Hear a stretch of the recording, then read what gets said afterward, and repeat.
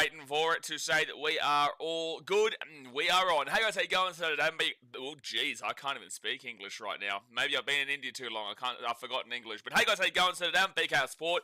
We are here as the West Tigers are taking on the Parramatta Eels. The Parramatta Eels in a game that has a lot of context behind it, man. It's not just as simple as Tigers, Eels, a bit of rugby league. There is a lot going on behind the scenes of both these teams in regards to the Lockie Galvin situation, in regards to the Tigers obviously trying to push themselves out of where they've been the last few years, where obviously they've won 3 wooden spoons in a row and haven't made the finals since 2011. So the Tigers are really, desperately trying so hard to improve their team, and they've got Jerome Luai now, they've got BKRtravel, they've got Dream Buller, they've got a good team.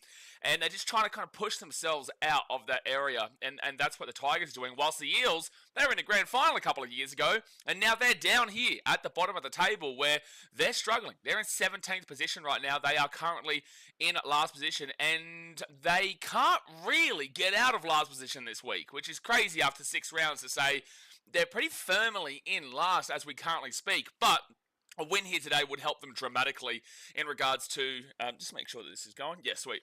A win here today would dramatically enhance their position for next week, where they've got a bye, and then they would actually have a chance of moving out of last place next week. So, look, this is going to be an interesting game here today.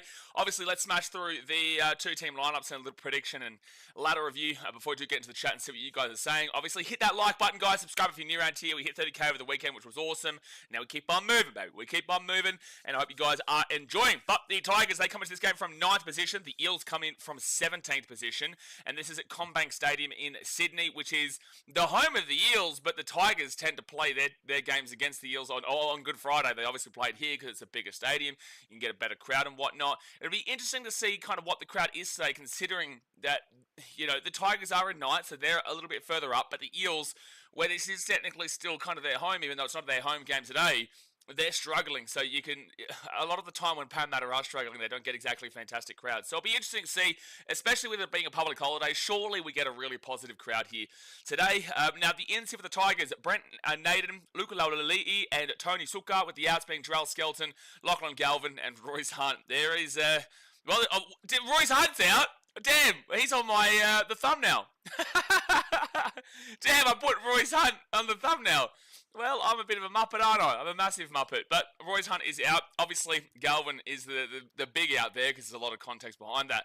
Now, Dream Buller is the fullback, with the wingers being Sonia Torova and Luke Laulali'i. The centers are Brent Naden and Stafford Toa. The 5'8" is Jerome Luai, who is the captain. The halfback is Adam Dewey. Sorry, I always get this confused because there's been so many people saying Dewey, everything, so Adam Dewey is the 7. The front row is Terrell May and Whenua Pole. I heard he might have been out, Terrell May, but that's good that he's in. And then BKRtravel is the 9. The back row is Samuela Fainu and Alex Seyfarth. The 13 is Alex Twell. Interchange, Talon Silva, Jack Bird, Sione Fainu, and Tony Suka. The 18th man replacement is Heath Mason, and Benji Marshall is the coach. Let's see how the Tigers go about it today. Moving on from that situation that we've had throughout the week, which has been yeah, look, it's been an interesting one. It's been an interesting one for the Tigers, and obviously Benji's had to come out and defend the club.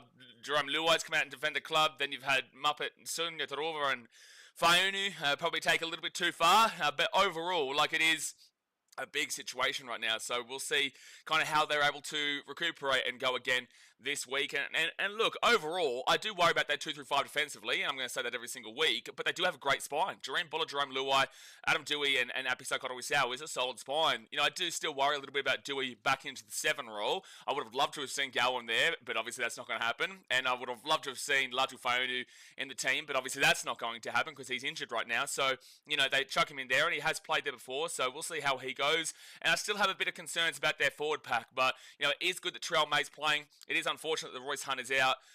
Let's just see how the Tigers go today, because they are still a very up and down team where you just don't really know what you're going to get from them. And last week they did beat the Knights 20-4, but Newcastle is something else so far. These last 3-4 weeks have been really rough on Newcastle, losing 26-6 to the Titans and only scoring the 77th minute of the game to make it 26-6, not scoring a point against the Dogs and losing 20-odd-0, scoring an 80th minute try that was really forced on them in that last couple of seconds of the Tigers game last week, and then struggling against Cronulla and scoring a couple of consolation tries as late as well. They did hit 14, which was good, but the reason I refer to the Knights is because I don't know how to take that game for the Tigers last week. You look at it and you still see that the Tigers had 15 errors themselves. So the Knights made a ridiculous amount of errors. I think it was like 16 or 17. The Tigers themselves made about 15. So, although it was a win for the Tigers, and you take that, and in previous years they still probably wouldn't have won that game. This year they did. That's a positive. But there is still a lot to work on here for the West Tigers. Now for the Eels, on the other hand, they've got a lot of ins and outs. Jack Williams, George Papali'i, Kelma Tuolangi, Matt Dury, Mitch Moses, and Sam Tuiviti, comes in, with the outs being Charlie Geimer, Dan Keir, Dean Hawkins, Joe Offahengawi, Ryan Madison, and Sean Lane. So obviously massive in with Mitchell Moses, and even a decent little in there with Kelma Tuolangi as well. But massive in. That's what we've all been waiting for. The Eels have been struggling, but we've been saying maybe the Eels can turn it around when Mitchell Moses comes back. I do think there's a lot more problems at the Eels than just Mitchell Moses coming back and him being out, but it does enhance their chances of a win dramatically when Mitchell Moses is in. The guy just won Origin last year, and he's currently being debated whether he should still be the 7th for New South Wales, or they go back to Nathan Cleary, who, over the previous 2 years that he was there, he has won Origin before, but hasn't necessarily proven it a great deal there, because Queensland were able to get those 2 wins there. But then when Mitchell Moses was the 7, the Blues were able to win. So it does kind of give that question. If you're putting yourself up alongside Nathan Cleary, it tells you a lot about the kind of player that Mitchell Moses is. Now, the fullback is Isaiah Yongi, with the wingers being Josh Adokar and Bailey Simonson. The centers are Will Penasini and Sean Russell. The 5'8" is Dylan Brown. The halfback, Mitchell Moses, who is captain. You go to the props, which is Jack Williams and Junior Bolo. The number 9, Riley Smith. The back row is Kelma Tuolangi and Kitione Kaltonga. And the 13, Jermaine Hopgood. Interchange-wise, Dylan Walker, Luca Moretti, Matt Dury, and Sam Tuiviti. And then the 18th man is Josh Papali'i, and the coach is Jason Riles. Like I said, massive in there for Mitchell Moses. There is potential word that Galvin goes early, as in over the next couple of weeks before June 30. There is word that he may go to the Eels when the Eels then push Dylan Brown across to the Knights, and the Knights apparently might have to give something to the Tigers, like a Kai Pearce-Paul, who they're interested in for next year. So there is word that potentially could be the case. Obviously, that isn't the case right now, so you've just got to kind of see it for what it is as we currently speak, and then if that happens, that happens. But there could be a few changes around both of these teams especially over the next couple of months, but over the next couple of weeks too. I've still got concerns about the Eels. It's been a real tough season for them so far this year, and their forward pack just doesn't give you a great deal of confidence at the moment, and their back line defensively has been giving up some points, man. So, look, hopefully Mitchell Moses can kind of bring them back together as a team and put them back into the right direction. This is a winnable game for them. I know Tigers fans are going to hate that, and I don't know how to tip this game. I really don't. I don't know how to tip any game, to be fair. We watch every single game here on the channel, and I don't know shit about this league anymore. I really just don't. It's just... At least 2 favourites won yesterday, in the Raiders and the Sharks. Outside of that, we have seen upset galore through the first 7 rounds. This is the last game of the 7th round. So, everything is just up in the air. I think I'm going to lean with the Tigers here. I think I'm going to lean with the Tigers on the basis that they have been better so far this year. I know Mitchell Moses coming in does make me want to tip the Eels and say that he's going to be able to guide them around. And I can see the Eels winning, absolutely. But that's kind of basing off of potential and hoping that Mitchell Moses comes and gets them as a collective, whilst I know more about what I've seen from the Tigers. So I'm going to tip the Tigers. I'm going to tip them 1-12, because this is usually a decent enough game on Easter Monday. It's just usually a decent enough game. I think last year or the year before was an extra time field goal game, or it was a very close game anyway. So, look, there's a lot of context behind it. There's 2 teams that you just don't know what you're going to get from. I will go with the Eels, the Tigers, because I think I know a little bit more about them, but realistically, I've tipped the Tigers, so that means probably the Eels are going to win. Now, let's go to the ladder here very quickly. 7 minutes to go until the game does start. So if the Eels are to lose this game, they would be flat out in just last position. Still, they've got a minus 123 points differential, which is 43 worse than the Roosters, who are minus 80 just above them. That's not good through 6 rounds, man. That is not good. They've conceded 202 points, which is actually the same amount of points the Roosters have conceded. So they're both equal last for defense. But attacking-wise, the Eels have only scored 79 points and the Roosters scored 122. So that tells you a lot. They haven't even scored 100 points so far. Everyone's talking shit about the Knights and saying the Knights can't score. They've only scored 60. Well, the Eels have only scored 79. So the Eels have only scored 19 more points than the Knights through the first... to be fair, that's inclusive of an extra game for the Knights. To be fair, I should actually mention that. The Eels haven't played their 7th game, whilst the Knights have... No, sorry, that's through 6 games apiece. Yeah, that's through 6 games apiece, because the Knights had a bye. Yeah, the Knights have had a bye, whilst the Eels have not had a bye. So that is actually both 6 games. That is both 6 games. So the Eels and the Knights aren't actually too far away from each other, attacking-wise. But look, if the Eels win this game, they would go to 4 points, which is equal to Panthers and the Roosters. The Roosters have minus 80. The Panthers have minus 10. The Eels would literally have to win by 114 points to go above the Panthers, so that's obviously not going to be happening. But the benefit is that next week, the Eels actually get their bye. So if they win this game, they would go equal with the Roosters and the Panthers, and then the Panthers next week, they play Manly, and the Roosters next week obviously play Dragons on Anzac Day. So if one of those two teams loses, that team would actually go into last and the Eels would jump out of last spot. So that's why this is actually still quite a big game for the Eels to win here. Not just on that on a regular basis if you need to win your games, but also because you will actually jump out of last more than likely next week, because those are tough games to predict. They are tough games to predict, but at least you'd put yourself into a position to jump out. But if they win by 43 here today, which I doubt, they would go above the Roosters, and the Roosters would go into last this weekend.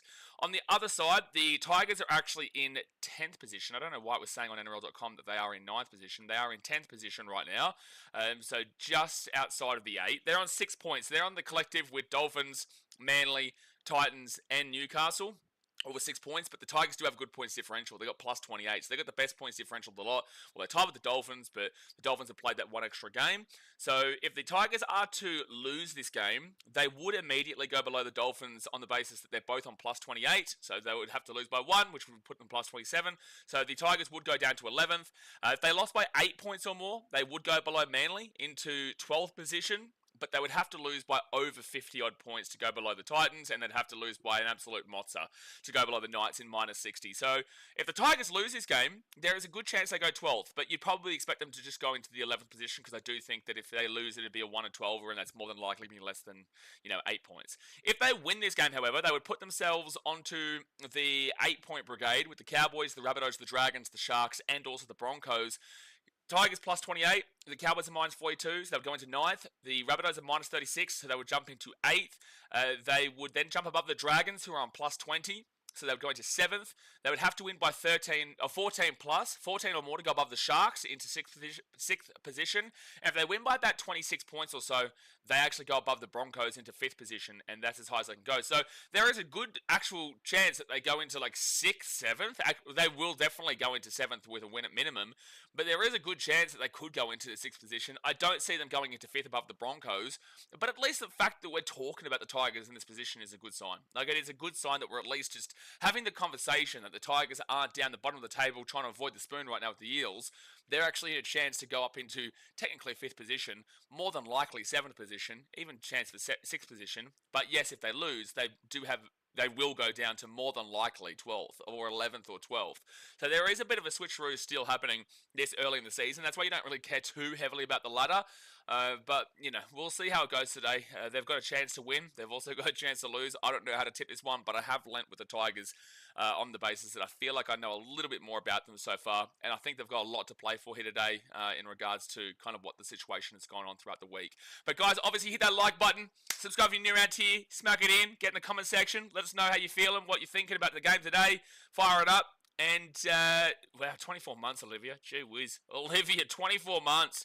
As a Broncos fan of this channel, you got to give credit to you. You got to give real solid credit to you, Olivia. Eels running out to the field. Says officially here for 24 months, a part of the Golden Crown crew now. Insane. Thank you for making the best content, letting us have the best fun each weekend. There's nowhere I'd rather be. Appreciate you, Olivia. Thank you very much. I appreciate that. Even though I'm all the way over in India right now, even though I'm all the way in Udaipur in India, that's good that we can always still do these streams and have fun with you guys. So I appreciate you. And Olivia Reed with the $8 donations. It's another day, another dono, showing off my gold crown. I'm not going for any team today. As a Broncos fan, I guess as a Broncos fan, you'd probably look at this game as you'd rather the Eels win, because they're not going to be anywhere near you guys this season. You'd hope so anyway. I understand why you wouldn't really care who wins, though. I would understand why. But the Tigers can technically jump you today. Can technically jump the Broncos today. So that is still something to be concerned about and to kind of look at there and say, I don't want to go below the West Tigers and go into sixth position rather than fifth. But, at the end of the day, they're probably not going to be winning by 26 points. Could they do it? Sure, because these two teams played each other in like round 2, didn't they? They played each other a little bit earlier on, actually. I want to go make sure of that. Where I'm pretty certain the Tigers did actually give them a good whooping. I think they did give them a good whooping. Yeah, 32-6, so they won by 26. So that if they win by the same amount today, you guys are down into sixth position. So I guess you probably prefer the Eels to win this one, Olivia. But thank you very much for the $8 donation. Tom says, BK, are you in a different country? Yeah, I have been for the last about month and a half, 2 months. Yeah. William says, hi, bro. How you doing, Tigers, baby? Let's go. Liking the shirts? Yeah, they're not bad, eh? They're not bad. They're really comfortable, too. Really comfortable. I definitely got scammed for it. I definitely got scammed for the amount of money I paid for it. But it is good. It is good. Still very much cheaper than back home. But the game has kicked off, and it will be the Tigers who get the ball through Jerome Luai, and then off to Terrell May, who'll get crunched by Junior Bolo and Kelma Tuolangi back to the 5. Good work there by the Eels to stop Terrell May. It will be a very, very big win for the Eels today if they can prevent guys like Terrell May really getting a good move on. Ben says, happy Easter Monday, Mr. BK. God bless you, man. Happy Easter. I am in space, Olivia. Yeah, no, I am in space. I haven't tipped that I would like Para to win. Yeah, there you go. My bets were on the Titans game and I lost. Oh, Olivia, please don't start me on yesterday. 4 tackle now at the 30. Questions around Adam O'Brien as a coach is definitely circling around louder now. KP been quiet last couple of games as well. Yeah, absolutely. But Adam O'Brien does this every year.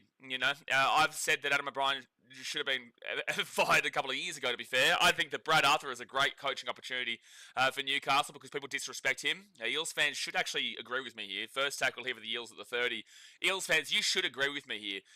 The Eels' best time over the last 40 years after the 1980s has been under Brad Arthur, where he's gotten them to multiple prelims, he's gotten to multiple finals, and he's gotten to a grand final where he only lost in the grand final to the best team in the modern era, in the Penrith Panthers, who've won 4 comps in a row. So Brad Arthur, I think it was time for him to move on from the Eels for sure. 4th tackle for the Eels at the 50. It was time for him to move on. That is absolutely guaranteed. But I don't think that means he's a bad coach. 6 again here for the Eels, the halfway point. That's huge. That is massive. And the Eels will get this now to the 40 on first tackle. United suck with the $4.50 donation. Get around you. Get around you. Thank you very much. United do suck. This is now, the 14th season in a row? No, sorry. The 11th season in a row. I think United have finished below City. So, well done. Kenny says, hello, Aussie friends. Hello, American friend. And that's going to be a penalty to Parramatta right in front, 20 out. I don't think you go for the 2, but knowing how teams do this nowadays, they do usually go for the 2. Gee whiz. I tell you what, Jay. You forgot to tell me about the live score. I know you said scoreboard, but that was actually you just saying that in French, mate. It wasn't actually me telling me to update the scoreboard, so you got to get with the times. This isn't a bin. It's a penalty and on report, whatever, but it's not a bin. It's not a bin.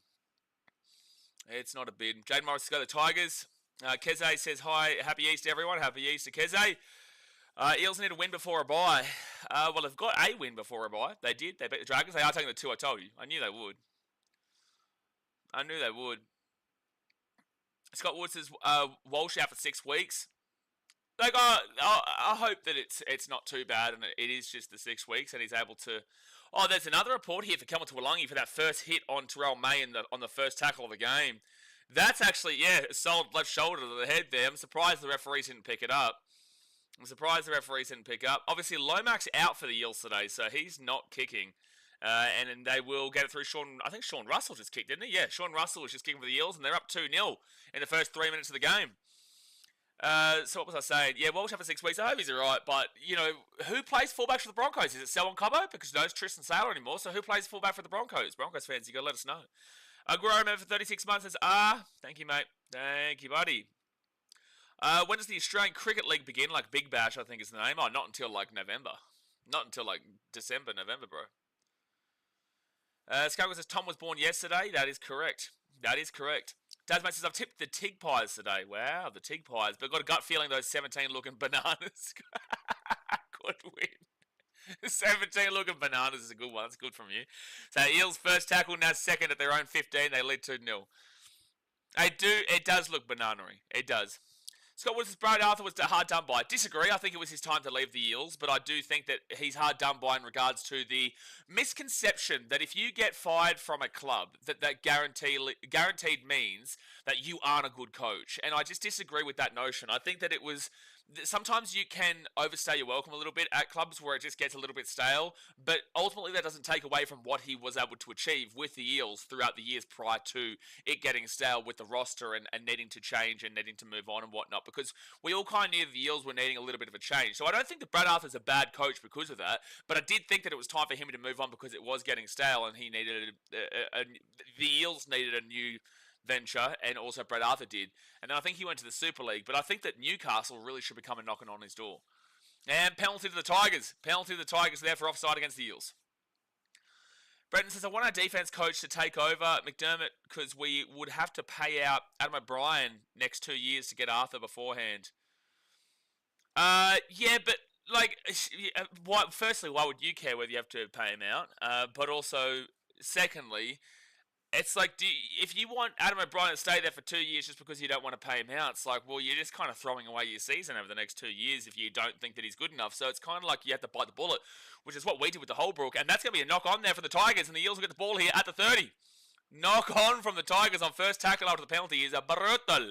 Brocky Sports with the $3.02 donation. It says, yesterday never happened. Don't know what you're talking about, Brocky, but thank you very much for your $3 donation. Don't know what you're talking about, mate. Got to really start clicking on, man.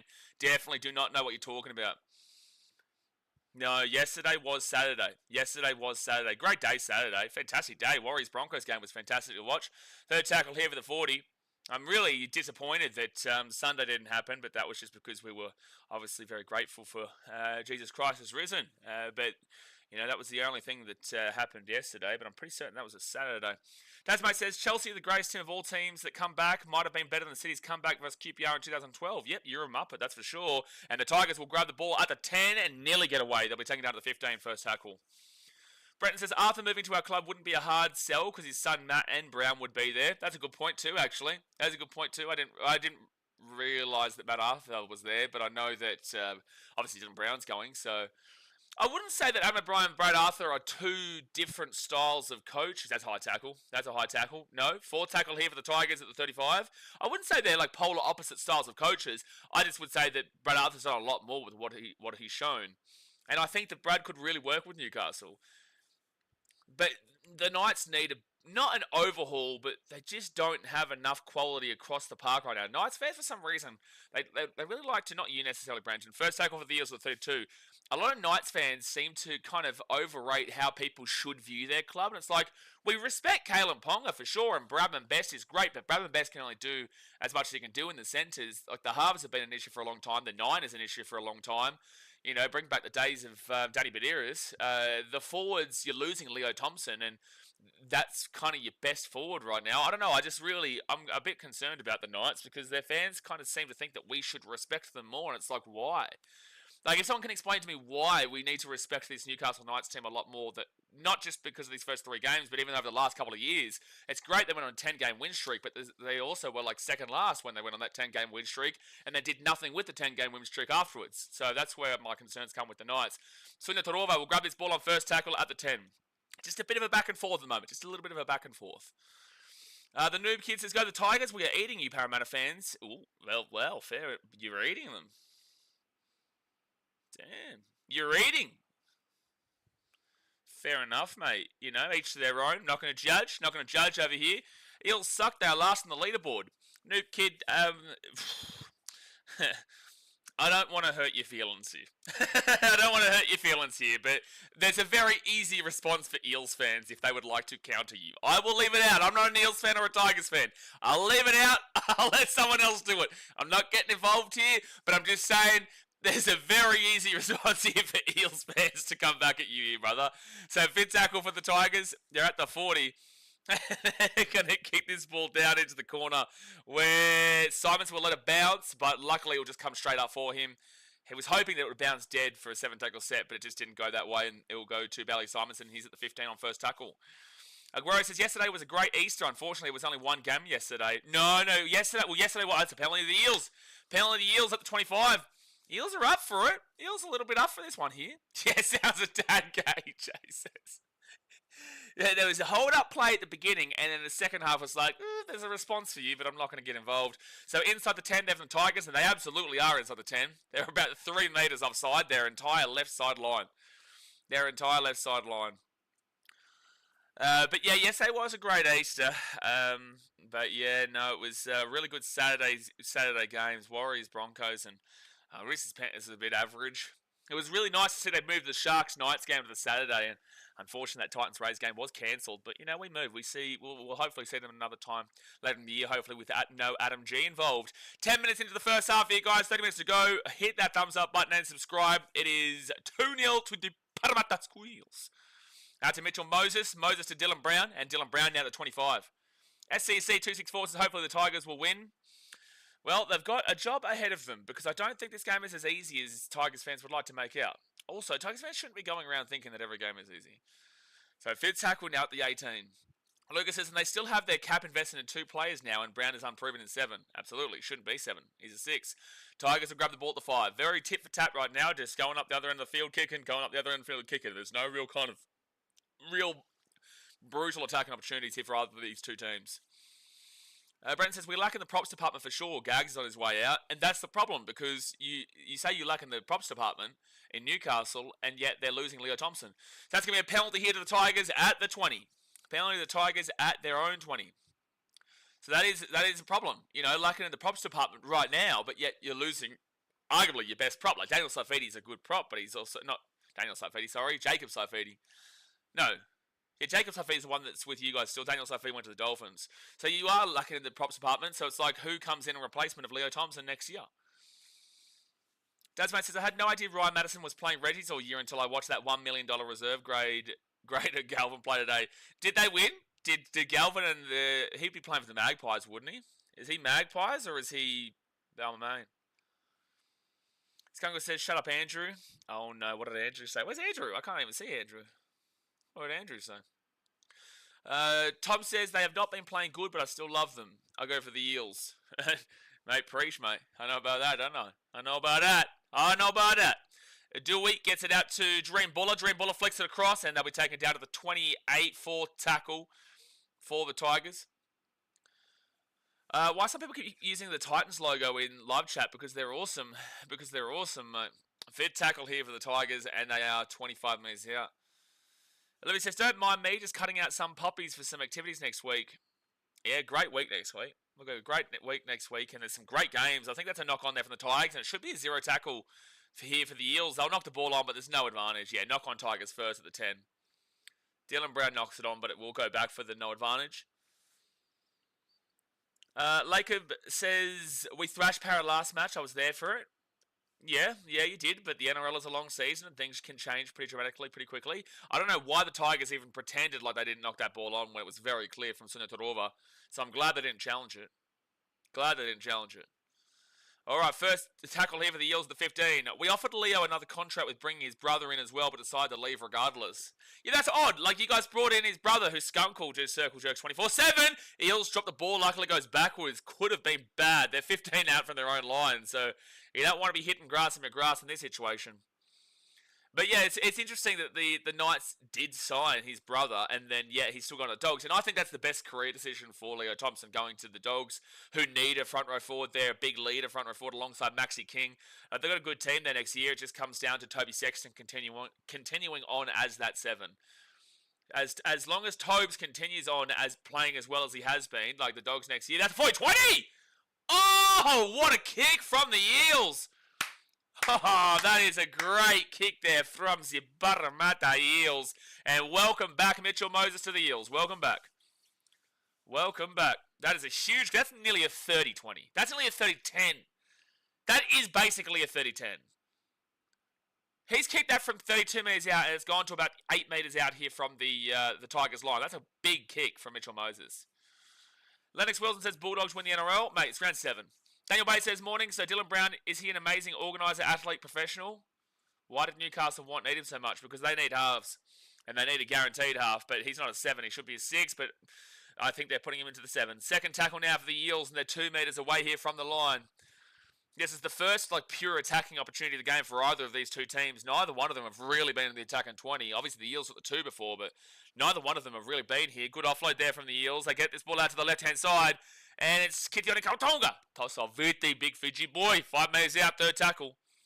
They go out to Mitchell Moses. Mitchell Moses, short ball. That's 6 again, and Junior Paulo, first tackle, 5 metres away from the line here for the Eels. Not reading that coming out of the chat. Oh, to Mitchell Moses, then to Dylan Brown. Dylan Brown, short, quick pass. Chance. Oh, he gets taken down here at the 5. Yeah, he wouldn't have been able to, if he backed himself, he would have got taken out, so. Short play by the Eels, not going to be the play. Third tackle, 2 metres away. Good defence from the Tigers at the moment. Their defence this year has been good. Their attack has been how you going, but their defence actually has been really good this year. Eels out left. Here's Mitchell Moses over the top to Josh Adokar. Tries over the Eels! In the corner, Mitchell Moses gets the ball out to Josh Adokar, and it is try time in Parramatta. 6-0 with a kick to come. 6-0 with a kick to come to the Parramatta over the squeal. The Parramatta over the squeal. And what I say, you tip one team and it goes completely the opposite direction. And that all comes off the 40-20 from Mitchell Moses, and that tells you just how important Mitchell Moses is to this team. It was a nice spread out to the left, and it was a great pass from Mitchell Moses to Josh Adokar. This is why people don't take the Tigers serious. Don't say that, Ian, because you'll be called a Tigers hater. I've been called a Tigers hater all season because I doubt them. I tipped them today because I thought that we know a little bit more about the Tigers, and it would be based off of Mitchell Moses and the potential of him coming back in, that they are better, which we've been saying the entire season so far, but it's like there's more problems with the Eels than just Mitchell Moses. But you can't criticise Tigers anymore, apparently, because you get called a hater. Like when I put them for down the bottom of the table in my season predictions video, you know, I had Tigers fans saying, you just hate the Tigers, putting them down there. It's like, you've come last 3 years in a row, man. Like, let's see it happen before we start getting ahead of ourselves. You know, which is what Titans fans have done for many years now, which is what, you know, Warriors fans do, but at least they made a prelim a couple of years ago. You know, you're not a hater just because you have a critique of a team that has finished last 3 years in a row. But, you know, it's still early in this game, but this is a big reason, as to your comment, that people still have their concerns about the Tigers. They definitely do.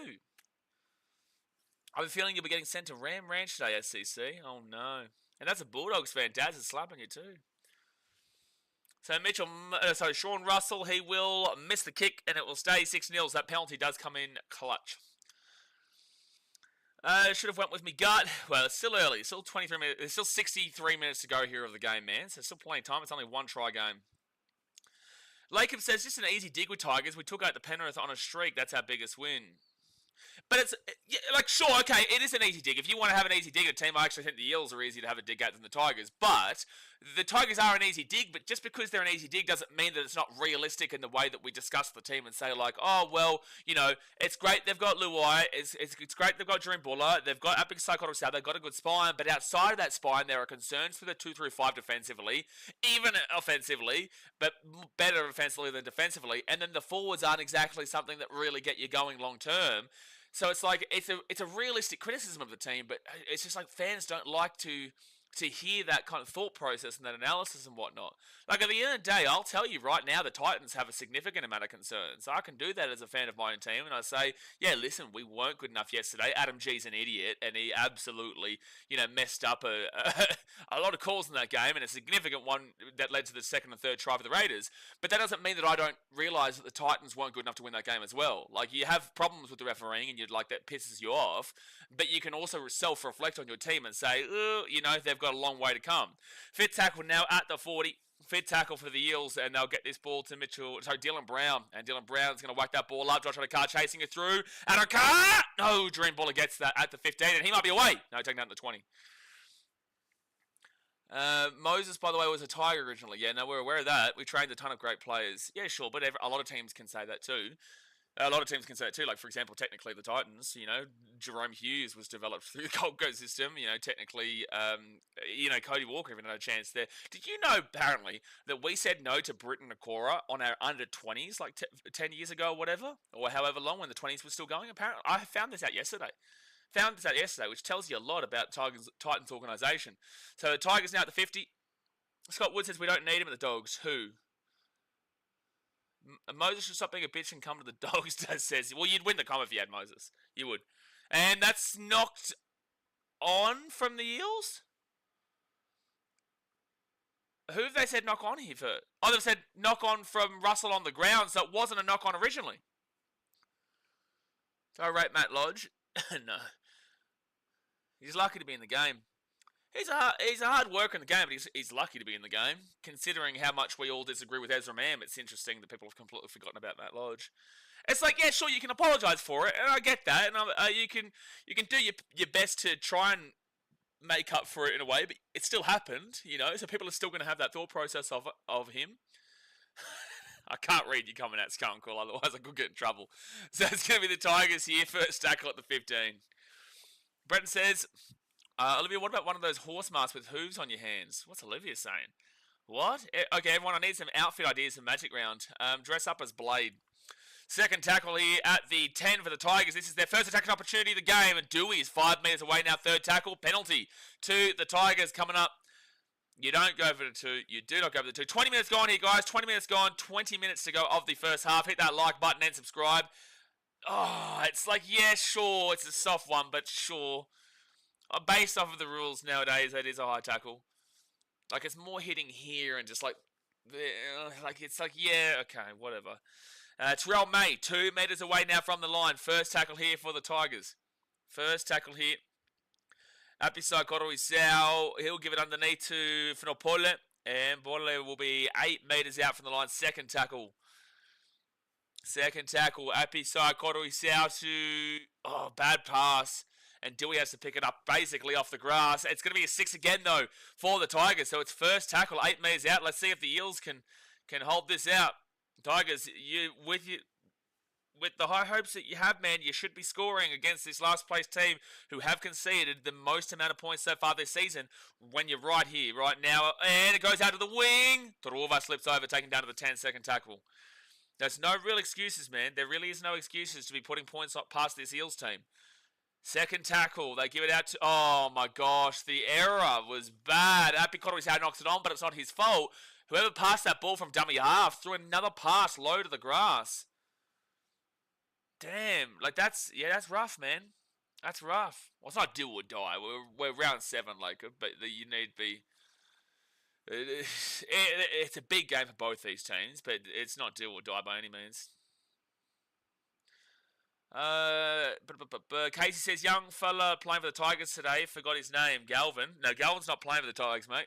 Galvin, oh, are you talking about for the West Magpies? Because he got dropped to reserve grade. He got dropped to New South Wales Cup, so he was playing for the Magpies today. He's not playing for the Tigers. Canberra boy here. There you go, Greg. Olivia says, Casey needs the Ram Ranch too. Oh, they're away! The Tigers Torova! Oh, taken down to 28. Good run, though, from Torova. You'd argue that should have been a 6 again there against Isaiah Yongi, who grabbed him back for a second effort to slow up the play. But the Tigers now, Jerome Luai cut it across. Good rush-up defense there. Otherwise, they might have had a good space down that left-hand wing. So that was good defense by Bailey Simonson. Third tackle, but it's a make-or-break play. Like, if he misses the tackle, they score guaranteed. All right, so that's going to be 4 tackle now. 4 tackle for the Tigers at the 15. Dewey, Jerome Luai at the back. Dream Buller, 6 again for the Tigers. 11 metres out. You've got no excuses here, Tigers. You've got no excuses. The Eels have conceded the most amount of points so far this season. Second tackle, put it there. Oh, 3 metres away. 18 minutes left of the first half. Koroisau out to Dewey. Dewey to Jerome Luai. Jerome Luai again out the back. Good tackle. Very good tackle there from the Eels. And it will be Brent Naden taken down there at the 8. Back out to Jerome Luai on third tackle. Off to Terrell May. Terrell May short play to Finopole. And Finopole, he's 5 metres out for tackle. 4 tackle, Terrell May! That's a try right up the guts, and I said you have to limit him today if you want to win this game, Parramatta, and Terrell May will score basically right under the post. So it'll be 4 points to the Tigers, and they're right there, so it should be 6-6 any moment now. 6-6 any moment now. NRL loves to promote the big hits, fights, whatever, but God forbid someone throws a punch or brushes someone's chin. Yep. Yeah, no, they love advertising the Battle of Brookvale from 2011, that Manly vs Storm fight. But yeah, if there was something like that, I think players would go to jail. I think they'd be taken in a police van, live on the field. Live on the field. It could knock us out of the top 7 if we play bad enough. Okay, well, for starters, the Tigers aren't in the top 7. For starters, the Tigers came to this game from 10th position, so that's incorrect. And also, secondly, it's round 7, bro. You don't look at the ladder, man. Who cares about the ladder, really? Like, it's good to be around that point, but, like, it's not that... If you drop from 7th to 12th, it's like it's round 7. There's still 20 games to go of the season. Brenton says, why is Tigers playing home game at CommBank? This is kind of what they do every year, man. This is kind of what they do every year. These just recycle people's jokes. So that says, beat them up and find out. Roosters go last if Para win. Para would have to win by 44 points, mate. So, no. Like, but, if Para won by, say, 6 points, then next week the Parramatta Eels have the bye, but this week they would be equal with the Roosters and Panthers. The Panthers play Manly and the Roosters play the Dragons. If the Roosters lost to the Dragons, then they would go last. If the Roosters won but the Panthers lost, then the Panthers would actually go last. So it's a very important game here for the Eels in the sense that they can't jump out of 17th this week, but there's a good chance they jump out of 17th next week to either the Roosters or Panthers. So Terrell May... We'll go Banksky. My favourite vlogger scored. I didn't even know this guy vlogged, eh? I think you mentioned it the other day. But I didn't even know he does vlogs. I know Chad does. I didn't know he did. I guess we were in the top 7. Again, who cares? But you weren't in the top 7 before this game started. You were in 10th position. Because the other games happened. I don't even know why you're arguing this, man. I genuinely don't even know why you're arguing this. Like, you were in 10th position before this game started. That's a fact. It's not. I'm not asking you. It's not a question. Like, it was quite. You were in 10th position, man. It's not a debate. Like, there's no top 7 before this game started. The Tigers were in 10th. That's it. It's not a question, bro. Like, second tackle now for the Tigers, and they're gonna get this ball out at the 22. I don't even know why you're arguing. Dasmate says Tigers are trying to make CommBank their home. I did hear that too, and my boy Shaq, he has been working a lot with the club recently for one of their active supporter areas, which is cool. It's like the Western Sydney Wanderers, and they're trying to, and also, yeah, who does refer to the top 7? Skunk, that's a good point. But my boy Shaq's been doing some good stuff with the club, and where the Wanderers RBB usually stand and sing and chant and whatnot for the A-League games. That's where the Tigers fans, yeah, good call, Jay. That's where the Tigers have put their active supporter area. It's not called the Hill, is it? Is it called the Hill or something? I can't remember.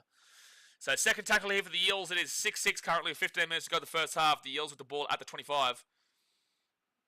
Circle jerk and the Tigers doesn't have the same effect. Tigers on 6 points in the ladder. Currently, yeah. Yeah, currently.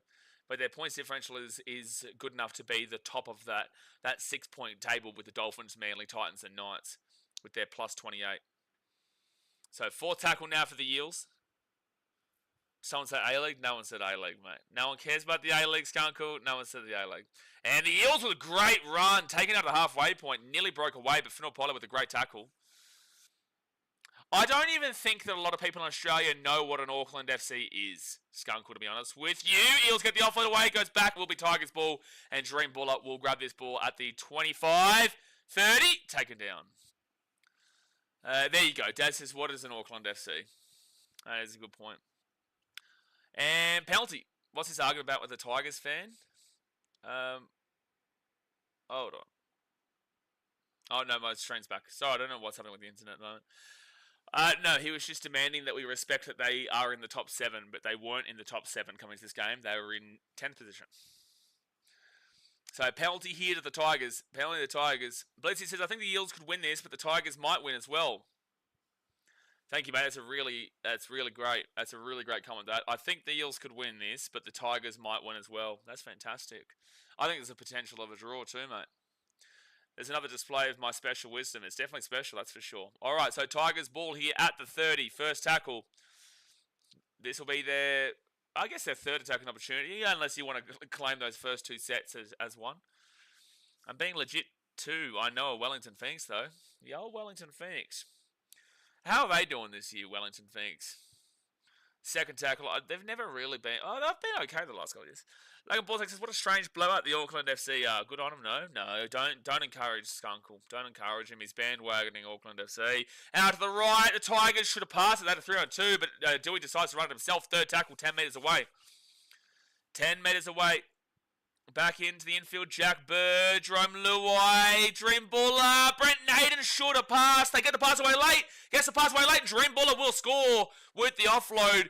I will say that I'm not happy with Naden there, because Naden should have passed the ball, but he got selfish. He's very lucky that Dream Buller was able to get up and come underneath for the offload to come extremely late, but Brent Naden should have passed that ball earlier for the winger to score. It would have been a guaranteed try. He's very lucky that the play eventuated where he could late get the offload away for Dream Buller. But the Tigers will score and they will be up 10-6. Right here, 2-on-1, don't pass the ball. You know what I'm saying? So, like, they're very lucky they got this try in the end. Brent Naden's got to do better there, but at least they got the offload away. But it says, is the game that shit today that people are talking about a Wellington Phoenix? Oh, it's a close game right now. This isn't a terrible game. There's not like an absolute unbelievable amount of quality in this game, but like it's a fine game. It's 10-6. Come Tigers. Last time I watched the A-League was when MacArthur got a team. Aren't the Wanderers doing well this year? I know you're a Wanderers fan when they're playing. Aren't the Wanderers doing all right? I'm going to have a look. I would have absolutely no idea, dude. Absolutely no idea. Wanderers are in 4th position. They're in 4th position. They've actually scored the most goals across the comp. The Wanderers have actually scored the most goals across the entirety of the league. Well done, Daz. Even though they're 4th. So it's not great defense then, clearly. Buy a Big Mac and get a free A-League ticket to the grand final. That is a true thing. That did happen. That did happen back in the day. About, 4 years ago? And still no one really turned up. All right, so Adam Dewey. Tough kick here from the far left wing. Very tough kick. Very tough kick. Dewey will noddy. So it will stay 10-6 with 11 minutes to go. What's the age they sort of stop picking people up for the NRL? How, like in the NBA, it's kind of 23, 24. It'll be a lot harder for you in the draft versus if you were younger. I wouldn't necessarily say there is. Like, Jamal Fogarty didn't debut, I think, until he was 27 or 26 or whatever it is. For the most part, it'll be the early 20s as well. But technically, I haven't seen too many players above 30 debut. Brock Gray was a late debut for the Titans too. But, like, really, if you're not making the NRL by 27, 28, then you're probably not going to be selected. But that's probably, like, there are going to be exceptions. But if you're not getting selected for an NRL team, yeah, by 27, 28, you're probably not going to be doing much. Dasmate says, I wouldn't really call myself a fan anymore, but if they're doing good, I've been a diehard for years. Totally watched every game for the last 5 years. Yeah, no, that makes sense. 10 minutes ago, the first half here, guys. Hit that like button and subscribe. I don't do the timeouts, man, but there probably would have been a reason for it. I trust the moderator's decision-making, man.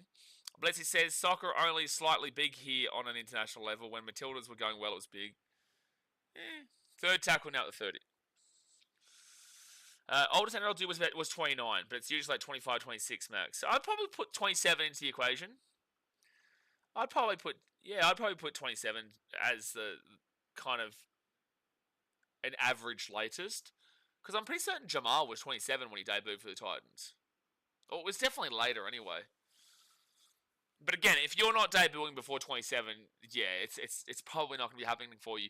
But there is a player at like the Sharks. What's his name? He's a hooker. Eels get the ball here at the 15. There is a player at the Sharks. He's a hooker. Jaden Beryl.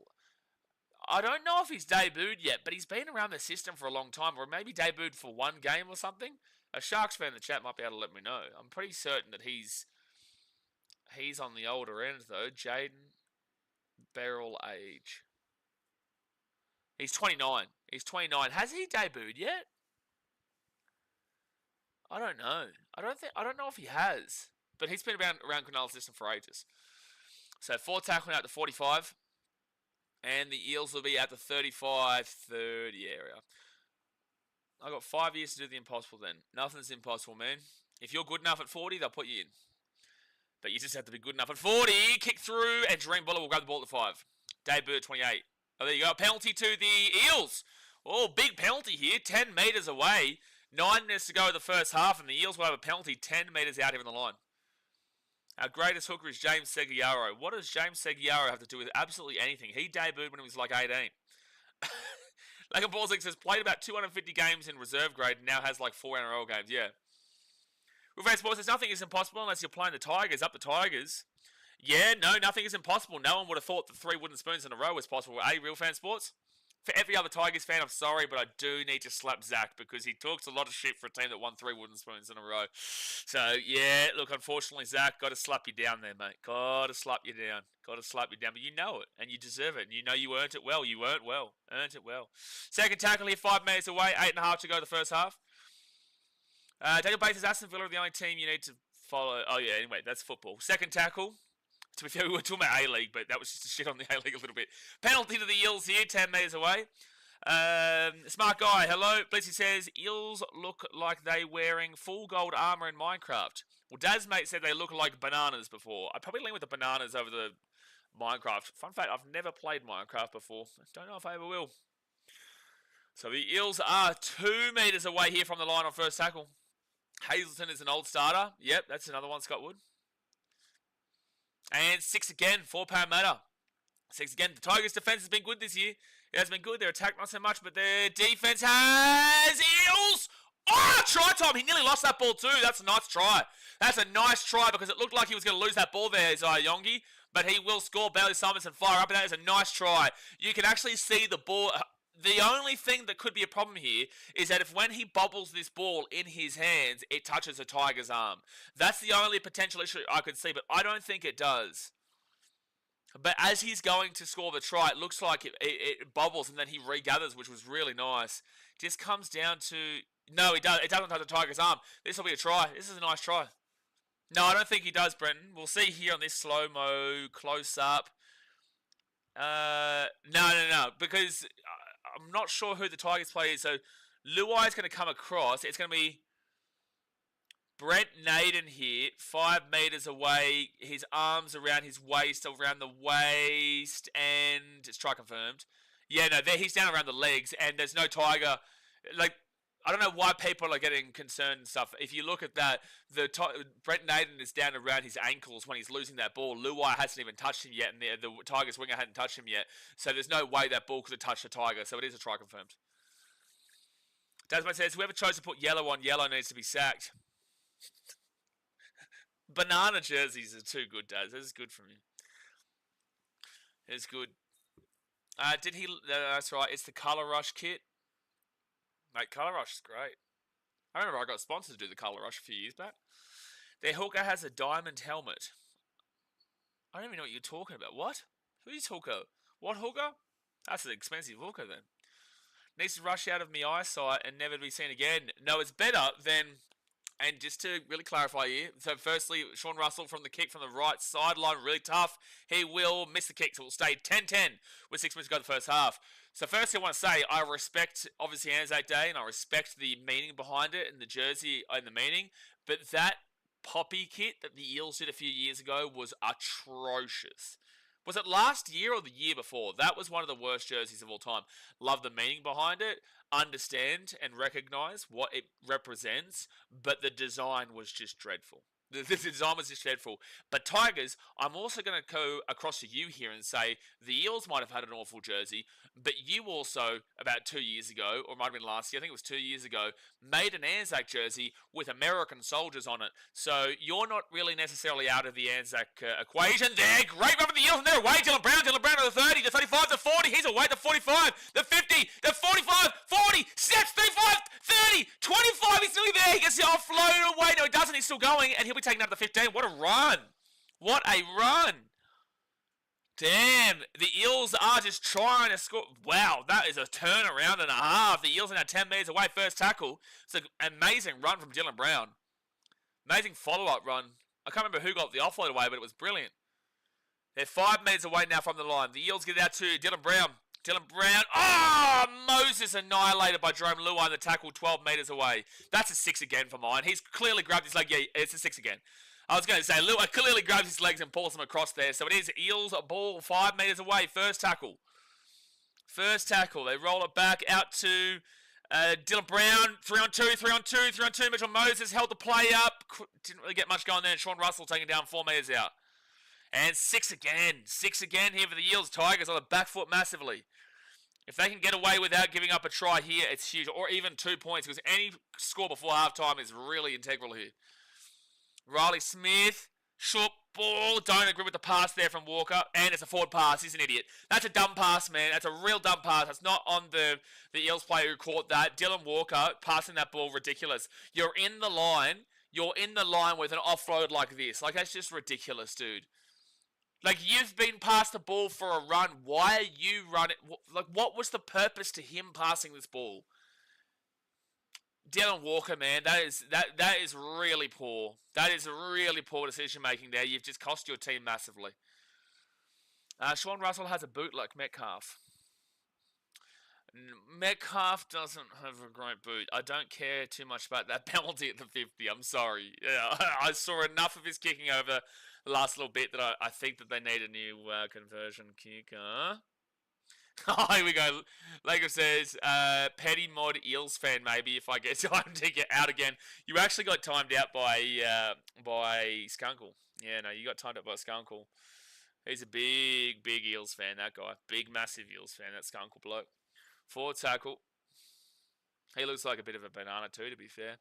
So forward tackle here at the 40. I love the Balmain jersey, the V1. Balmain's gone back a few years. Fifth tackle now for the Tigers. And they get the offload away, fourth tackle, and Jack Bird to Jerome Luai. And Luai will be taken down at the 38. Best jersey of all time, Titans 2007, mate. Titans 2007, you know it. Up it goes, and Adam Carr will grab this ball to 15, gets away, and then taken down. What's going on, mate? Thanks for the win yesterday. Cool. I don't actually really understand why you've been talking as much heavy shit as you have in the last 24 hours, to be fair. That wasn't an impressive win for the Raiders at all. Like, I also show respect to your Canberra Raiders, so I can sit here and shit on you about the 30 years for no premiership and whatnot, or you can just move on from yesterday and take the 2 points because you weren't that great. You know, like, it's great that you beat a team to get 2 points, but at the end of the day, why are you so consistent with just talking shit? It's like, I don't hate the Raiders. I don't ever disrespect the Raiders. I'll disrespect Ricky Stewart. But why are you a dickhead, Henry Phillips? That's my question to you. Why are you a dickhead? Like, at the end of the day, man, take your 2 points and move on. But I just don't understand why you just have to continuously come back to these streams just to talk shit 24/7. At the end of the day, the Raiders won. Congratulations. I disagree with Adam G, but I also know the Titans weren't good enough. But I also will say that you weren't that great. So it's like, you've still got a long way to come. But just, like, grow up a little bit, bro. Just enjoy the game that we're watching. Second tackle here at the 15. There's a reason why your team has gone 30 years without a competition. Just a reminder. You haven't won a comp. Well, the Titans been in the competition as well, mind you, in Canberra. And you also live in Canberra, so there's the biggest problem of the lot. So third tackle, and it's a penalty here to the Tigers. Sorry, guys, I just had to have a bit of a crack at him because for some reason, like, it's just always so constant with this loser. And it's just, it gets a little bit annoying and it gets a little bit frustrating when I actually don't have a problem with Canberra. I like Canberra as a club. It's just Ricky I don't like. But he lives in Canberra, so at the end of the day, that's the biggest loss of it all. So a minute for you to go here, the first half, and it's 10-10 here, Tigers Eels. Brenton says, I didn't see the Titans game, but I've seen they had a fair few players out. We had David Fafita out, we had Jaden Campbell out, we had Keanu Kinney out, we had Lofiana Camperera out, we had players out left, right, good night. You know, like at the end of the day, like we gave it a crack. We weren't good enough, but also there were some pretty poor refereeing decisions. But, you know, the Titans just are a bit of a rough team right now. And we've got a lot of problems. We've got a lot of issues that we need to sort internally, let alone externally. Second tackle at the 45. And they'll give it out to Adam Dewey, and he'll get crunched out of the tackle 40 metres out. That 7 jersey is clean with Reebok and the Jetstar sponsor. Yeah, I love it. Obviously not the best jersey of all time, but like one of my favourite jerseys of all time. 2 Aussie down. I'm not. 2 Aussie down says, I have 13 Eels replica Guernseys hanging up in my man cave, and most popular by none Eels supporters is the old Dildam jersey. Eels have some good jerseys from like well back in the past. Fifth tackle here for the Tigers. They're 25 out, Jack, but they could think about a field goal here. You could think about a field goal here, Tigers. 25 out, fifth tackle. They will not go for the field goal. To Jerome Luai, and he'll get the offload away. I don't know what they're doing. They've still got the ball, but Terrell May's going to break through nearly. He gets the offload away to Cottery South, throws the ball back, and it's Eels' ball. I don't know what the Tigers were thinking about doing there.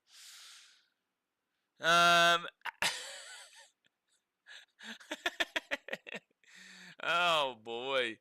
Database says Kiwis 2, obviously. Kiwis 2? Tough to say that, but the Kangaroos is neat. Yeah, good. But there you go, guys. That'll be half time here, 10-10.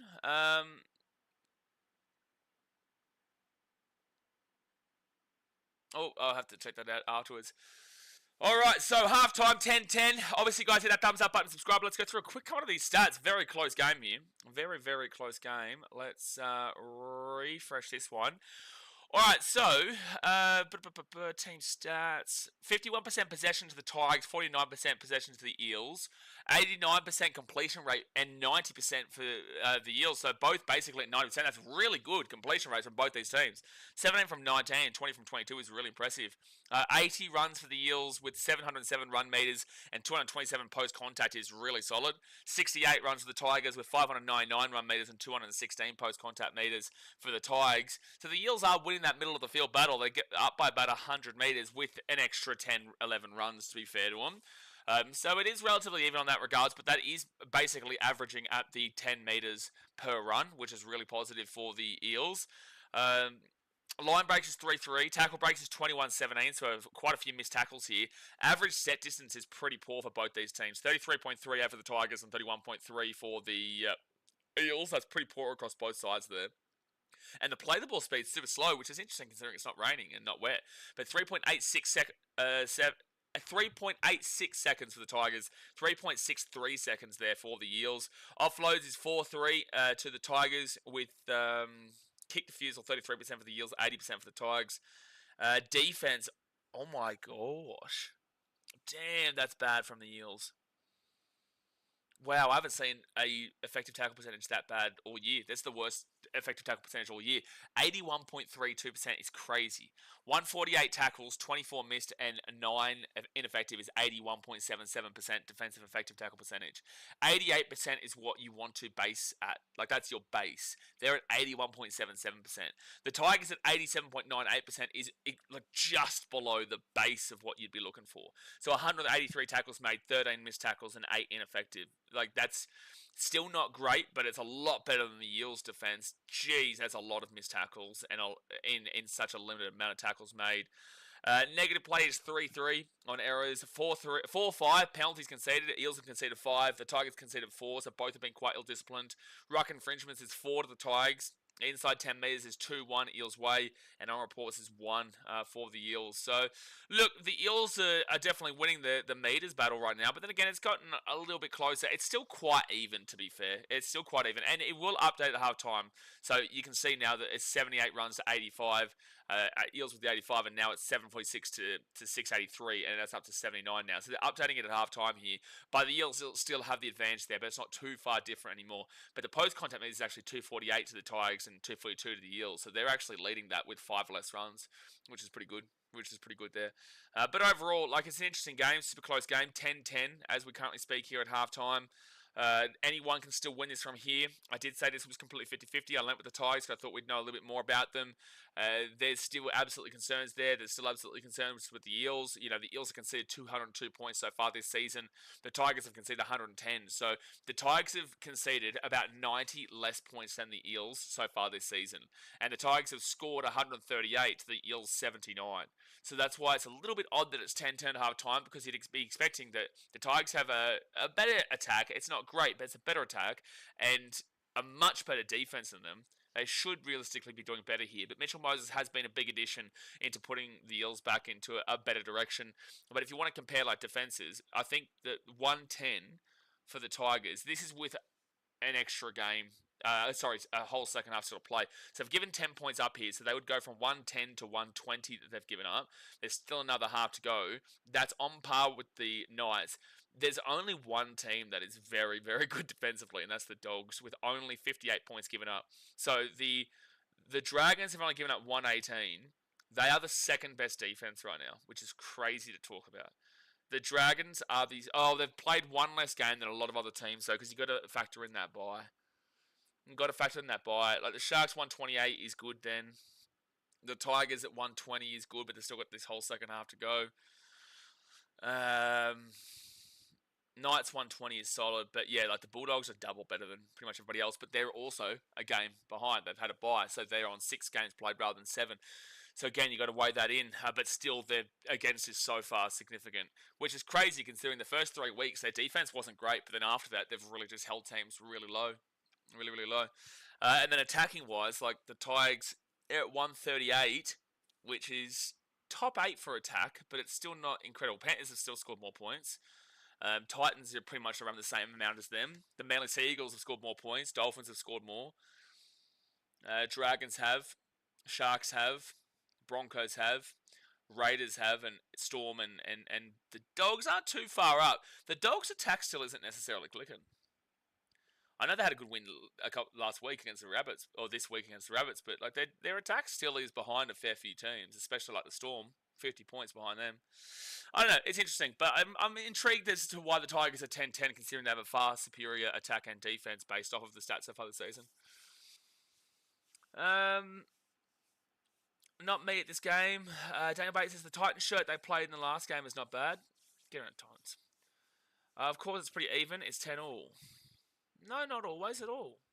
Not at all. That doesn't represent anything at all, really. Just because it's 10-10, or if it's like 14-14, doesn't mean that one team hasn't been far superior and one team hasn't been really poor, but yet they're still equal on the score. That actually happens quite frequently, where one team has been, you know, dramatically possession-wise this favour and dramatically less possession on this side, and yet the game is extremely close. That's why we read through the stats, mate. Just because it's 10-10 and this is a very even game in regards to stats isn't necessarily the case in regards to that's going to always tend to happen. But this game is super close and it does have very similar stats in a lot of regards. Must have moved out of the church.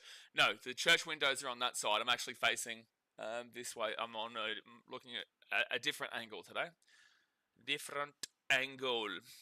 All right, I might head to the. I might go give my face a little bit of a splash up, fire up for the second half. So I'll be back in a second here, guys. Obviously, hit that like button, subscribe. You can look at this photo for a little bit. Just enjoy this female prodigy, mate. Female prodigy. There's actually the same one, but over there, but in red. So it depends on what color you want. But I'll be back in a second. Keep chatting away in the chat. Thumbs up, subscribe, and I'm looking forward to the Rays losing for you, Henry. I'll tell you that for much.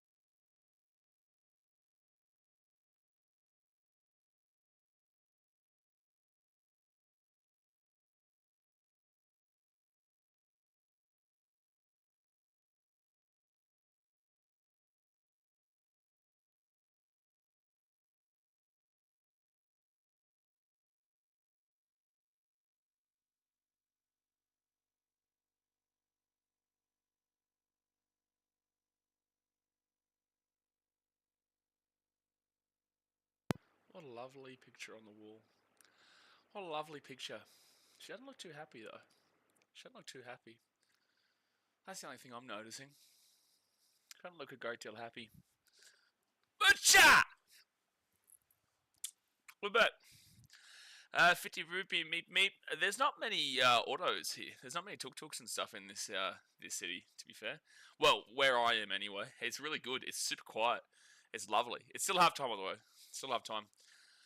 Need to get the local snake charmer or something booked. I'm not a massive fan of snakes, mate. I'm not like terrified of snakes, but I'm not a massive fan of snakes. Dad's mate says chuck a pic of Tom Brady up there. Probably not going to do that. No, we'll get Jared Goff though. Yeah, we'll get Jared Goff. Needs to stop smoking crack at half time. Thought we spoke about this. Smoking crack, damn. I've gone from not doing any kind of drugs to smoking crack. That's a big step. That's a that is a big step, man. A very big step. Tony says I took over 46.5 a bit ago. Is there any chance this hits at 10-10? Like yes, because the Tigers' defense is quite good. It has been quite good this season. The Eels' defense is currently the worst across the competition at currently 212 points given up. The next worst is 202 from the Roosters, and there's still the second half to go. So yes, there is, but if the Eels keep this competitive, probably not. If the Tigers go on to win this game, then they more than likely will probably. There should be a few points in the second half, but. Look, it's been a bit of an odd game in a lot of ways, where the Eels actually are a lot better defensively in this game than kind of how they have been. With that being said, though, the Tigers haven't been that fantastic in attack throughout. He's serious. You know, he's serious, Jay. He's very serious. No, I just made my account not trolling, though. No, that's a good start. Welcome to YouTube, Tony. So, the second half is about to start. The Eels are about to come out here. At least it is a close game. Like I do find that this game in recent years has been quite close. The Easter Monday game has always been pretty close. But then again, a few years ago, I think the Eels won by like 50 odd. But it's a very different to context behind both these teams at the moment, where the Tigers are a little bit better, whilst the Eels are down the bottom table now, where it was the opposite before. Quick question, Tony: are the mods on a power trip? Hey, maybe. Yes, my answer is yes, Skunkle. My answer is yes. Jay and Skunkle and Daz, big power trip guys, and Mitchell. But Mitchell, I don't even know if he's here or not. Sometimes he does just watch and just chill out behind the scenes. But yeah, no. When it comes to when it comes to the moderators, big power trip guys, big power trips. Logan Bolton says Tony the Pony eats too much macaroni. Why? Everyone's just having a crack at Tony now. If Tony isn't a troll, he's just getting slapped up. But fair enough. You know, take that, Tone. Take that, buddy. But no, like, look, there's a potential it goes to 50. Maybe, we'll see. We'll see. It just comes down to if the Tigers can score, really, because I don't know if the Eels are going to have enough attack in them to push this game past a big score like that. But maybe it could finish like a 20. It could finish like a 25-24. It wouldn't surprise me if there's a couple of tries here, a couple of penalties, and a field goal, or if it's like 22-20 kind of deal, which would screw you. But the second half has started, guys. Hit that like button, subscribe. The Tigers have kicked it off, and the Eels will start off with the ball with Sean Russell grabbing it and giving it off to. Who is that? That's not Kelvin Tuolangi. Who is that for the Eels? That is. I don't even know who that was. I'm actually not even too. Oh, Matt Doorey, maybe. Matt Doorey. So, second tackle now for the Eels at the 35. They do their job. That's all we ask. That's a big ask, though. Jay never does his job. He never tells me what to update the score and the time and stuff like that. You know, it's very frustrating. He's got one big job, and he never remembers it. He never, ever remembers it. It's really disappointing, actually, from Jay. Really disappointing. So, fourth tackle here for the Eels, and they'll get this ball to the 45, and that may be a penalty. No, they're not going to call it. There is an injury here, though. So there's nothing wrong with that tackle. Maybe the left hand, maybe. Oh, they might call this as a hip drop. Yeah, they're probably going to call this a hip drop here. Like, I don't think it's so rough though, because like on the technical basis they may call this as a hip drop, but I don't think this is a hip drop on the way that it's meant to be called. But Someone will find he might get done here for a hip drop penalty. Maybe. Hey, it's a Tiger stream, no bullying. Yeah, no bullying, otherwise you get called a Tigers hater.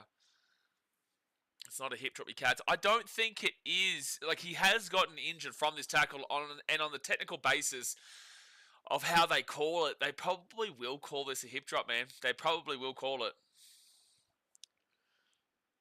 Like, I don't think it should be a penalty, but based off of what they have been calling this year and last year. Yep, he's on report. Knew it. There you go. There's a penalty against the Tigers. On the technical basis, it's correct. I don't agree with it, though. I don't agree with it. But Sam Walafanu will be on report for a hip drop. And honestly, it comes down to it being an injury. It does. It comes down to being an injury. Whether you like that or not, if he didn't get injured, they wouldn't have called that. He got injured, so they call that. You know, and that's the unfortunate part about this sport, is that a lot of the time it only comes down to this, like, if there's an injury from it, because I don't think that would have been called otherwise. Unreal. Apparently you're not allowed to tackle in this game. The issue is, Condor, is that is consistently called, right? But I don't agree with the call. So Jack Burgess got whacked. I don't agree with the call, but that is consistently called. So at the end of the day in the NRL, we just want consistency. So that is technically consistent, so we can't really have a problem with it. We can have a problem with the ruling of it. We can have a problem with the rules, but that is consistently called, and that's why I knew that was going to be a penalty, even though I don't believe that it should be a penalty, but we see it every week in all the games. So third tackle now for the Eels, and they're 12 metres away from the line. Hip drop penalties are absurd. They're legitimate if they're significant, but that wasn't what I would classify as that. But they're ruling Eels will score. Eels will score, and it is 14-10 with the kick to come. It's 14-10 with the kick to come to Parramatta Eels. Kamatualangi scores. It's a full contact sport. I don't even know what you're not understanding here. That is the rules. I don't agree with that, but that is the case. It is consistent. They do call that. It's not just the Tigers here. They called it yesterday in the Titans game. They've called it multiple times this week. They call it pretty much every single week. That is consistently called. So that's not an issue. We want to see consistency. If you're going to go down that path, and as long as you're calling that yesterday, as long as you're calling that next week, then sure. Do we agree with the call, and do we agree that it should be a penalty? I don't, and some people won't, and most people won't. Some people probably do. But the point of the matter is that we want consistency. So if you're going to call that as a hip drop, then they better call it other times, and they do hip drop, but it's just they are consistent with it. So Eels 14-10 with the kick to come. Yes, total went up to 47.5 now. Great start. Yeah, it's a long way to go. It's at 24. It's a good start, though, for the second half to see a try so quickly, yeah. Kamatualangi there, 7 in his career, 4 for the Eels. And, like, as a Tigers fan, I know that you would be frustrated by that. And if it was the Titans, I would be frustrated by that. But it's consistent. Bucks has come Parra to win. Well, they're up right now 16-10. They get the conversion, and it's a great start for them. Isha says, has Moses been a massive impact for Parra? Well, they're leading 16-10, so that does suggest that he has been. He did get a try assist for Josh Hodakar before, which was nice, and he kicked a 40-20, which led to a try as well. So, yeah. Yeah, he has been. Yeah, he has been. The Eels have... Dylan Brown's had a better game, you know, so it seems like he's just needed that solid half alongside him. So, good luck, Knights, because you don't have a solid half alongside him to get this kind of play out of him. Because when Dylan Brown's playing the 7, it means he has to be the stabiliser.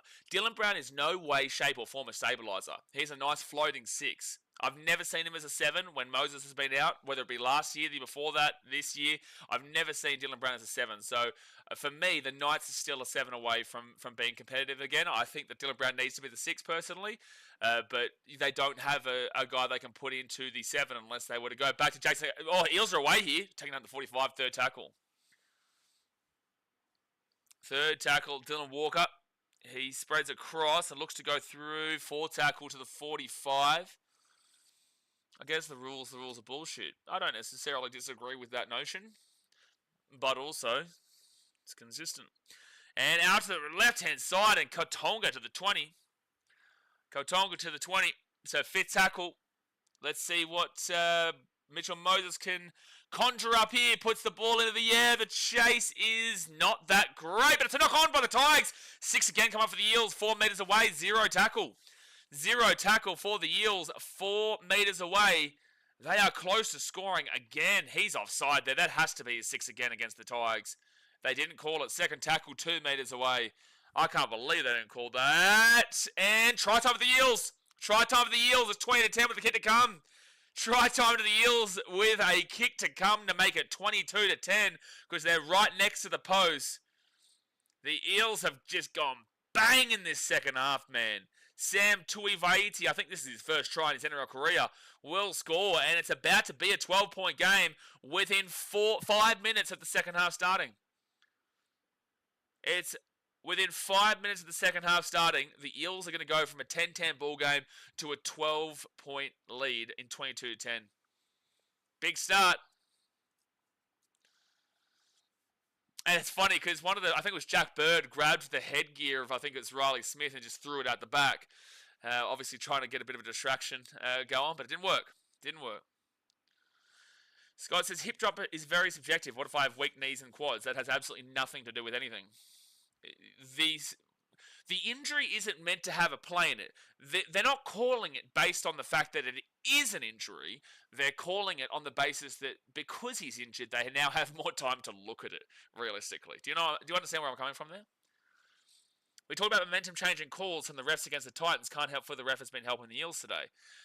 Condor, bro, you're not understanding this. You're not understanding. That call yesterday was off the back of a blatant knock-on. Like, there was no argument. Everyone was talking about it. Commentary, you guys, me, everyone online was talking about that knock-on that led to the 2 Raiders tries. This one is consistent. This is a consistent call. You can't have a problem with the referee calling something that is consistently called in the NRL. You can maybe disagree with the rules, but that's not an unfair advantage against the Tigers. I don't understand what we're not understanding here. That's not an incorrect call. It is a correct call based off of the rules. You can disagree with the rules, but it's not the referee's fault for correctly doing the consistent call that you see in every single game with these hip drops. Right? The penalty to the Eels here. You can't complain that the referee has made that call because it is always called like that. You are allowed to complain about the rule, but that doesn't mean that you've been disadvantaged based off of the referee in this one. Yesterday's one came off the back of a blatant knock-on into the ground. That's very different because that's a blatant knock-on that wasn't called that the Raiders then go and score bang-bang tries from. Very different contextual situations. I understand that you're frustrated by the call, but it's not the referee's fault for calling that. At the end of the day, people should be happy on the consistency of it. I know you're not going to see that now, but when you see it happen in next week's games, you will understand where I'm coming from here. And again, I tipped the Tigers in this game. I tipped the Tigers. I have no dog in this fight, man. I'm just trying to give you a neutral perspective of it and trying to help you to understand that that's not the referee's fault in regards to that hip drop call. So third tackle here at the 45. Ian says, Tigers fans thought they were good because they beat the Knights. At the end of the day, Tigers have been playing better than they have in recent years. So, they're going to be happy with that regardless. Addo-Carr's away. Pass back inside. The Eels are absolutely crushing them now. It is 26-10 here with a kick to come. It is 26-10 with a kick to come. It was 10-10 at halftime within 8 minutes of the second half starting. It is now 26-10 with a kick to come to the Eels. And it's a bit of a biffo. Someone throw an uppercut. Bushka, or maybe not. I don't know what's been called here. Yeah, maybe Taruva's just getting a little bit annoyed at the moment. Well, Galvin would be loving this game. Lachlan Galvin would be sitting at home loving this. Damn, that's a really nicely played pass out to the left-hand side there for the Eels. So, yeah, they will call it as a confirmed try. And Isaiah Yongi, that's his double. Addo-Carr down that left-hand side. But Yongi was the one who passes the ball to Sean Russell, and Sean Russell then gets it out to Addo-Carr, who's just so fast and gets past Taruva and then passes the ball back on the inside. Always a little biffo when the Tigers play.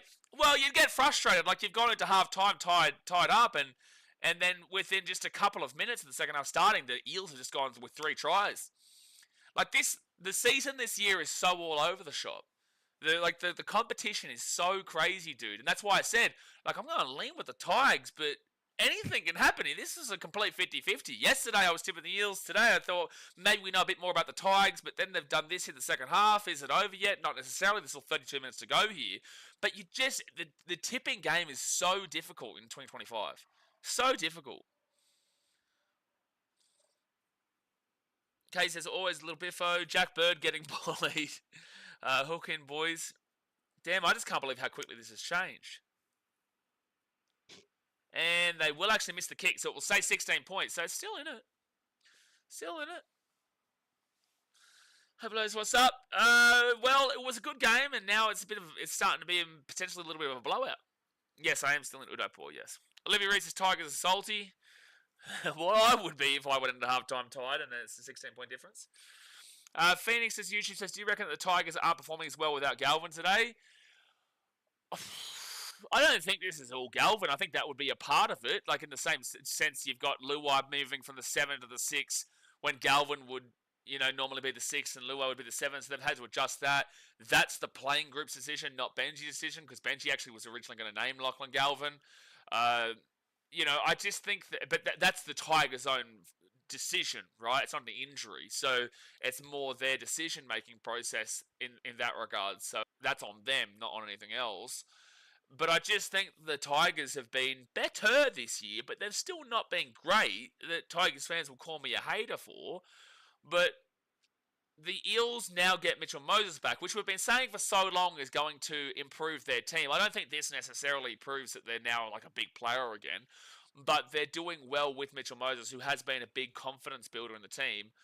That will improve them. And, I feel like the first 6 weeks...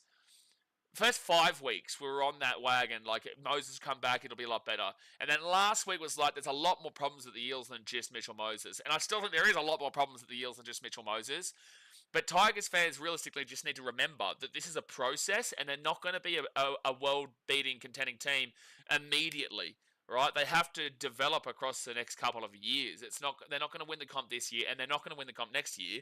But if they do things right, they could win the comp in 3 years' time, kind of deal. It's more of a process. But people, whether it be Tigers fans or Titans fans or Broncos fans or Warriors fans, everyone wants everything now and immediately. Tig Pies have bigger internal problems. Tigers still have issues across the park, yes. But that's the whole point. They shouldn't expect to be, and this is why I always say they're not a top 8 team yet. They just aren't long-term for mine. If they make it, it's a phenomenal season. I think a successful season for the Tigers is avoiding the bottom 4. And right now, I don't think they finish in the bottom 4. Yeah, look, they're struggling right this very second. But I don't think they're a bottom 4 team. I still probably would have them around that 10, 11, 12, 13 area, but I don't have them in the bottom 4, and I find that's a successful season for the Tigers considering they've won 3 wooden spoons in a row. It doesn't just change overnight.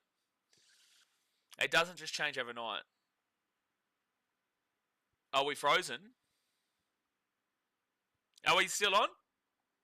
Are we back? Are we back?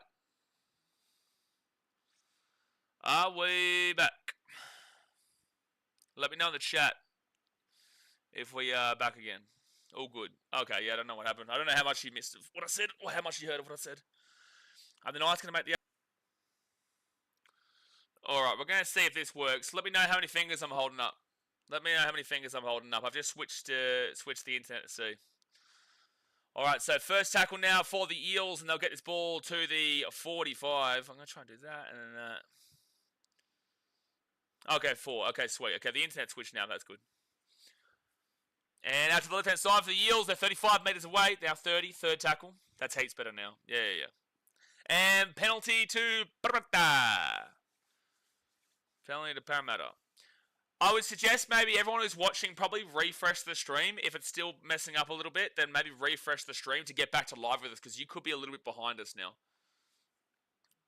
Any old Kiwi steps this game? Not really. Internet must be having a moment on his end. Yeah, well, I was using the phone because before the internet here at the hotel wasn't really working too well, but this is now on the hotel internet, so hopefully it's going sweet. Alright, so first tackle here for the Eels at the 20. And they'll give it off to Mitchell Moses. Moses had the back to Dylan Brown. Dylan Brown, should be Tigers ball, is Tigers ball. Yep, I'm in India for at least another couple of weeks, and then I'm probably heading to either Vietnam or Thailand. Connor says, yeah, so are the Knights going to make the top 8. Technical issues I didn't hear. Mate, there's big... Oh, the Tigers are going to take over the sideline here. There's bigger issues than the Knights making the top 8 right now, man. They've only scored consolation tries. Oh, Biffo! There's a Biffo! Biffo! Bushka! Bushka! Smack him. Biffo, Tigers, Eels on the sideline. It'll be Eels ball to 20. It was a great defensive tackle. But no, I don't think the Knights should be considering top 8 right this very second. They've scored only consolation tries for 4 weeks. I reckon this game is sealed. Eels are good. I don't think this game is sealed yet, but it's getting that way. It's definitely getting that way. Biffo, they're still going. They're still grabbing at each other. They are still grabbing at each other. Someone give someone a kiss. Give them a kiss. They're in trouble. Yeah, they are in trouble. They were down 26-0 to the Titans and then scored a consolation in the 77th minute. They didn't score against the Dogs when they lost 20-0. They scored a consolation try in the 80th minute against the Tigers, who, have obviously struggled today, and they lost 20-4. Taruva might get binned here. Taruva might get binned. Taruva may get binned. He has been binned. Yep. So Taruva has been binned here, and Sean Russell's just laughing at him. So Taruva will go to the bin for 10 minutes here. Oh, he's still going. He's still going. Taruva is still going on the sideline. Damn. He does get a little bit emotional recently. He has been getting emotional. Yeah, there might be more bins here, to be fair. Yeah, they might bin someone from the Eels. Yeah, the penalty's going against the Tigers.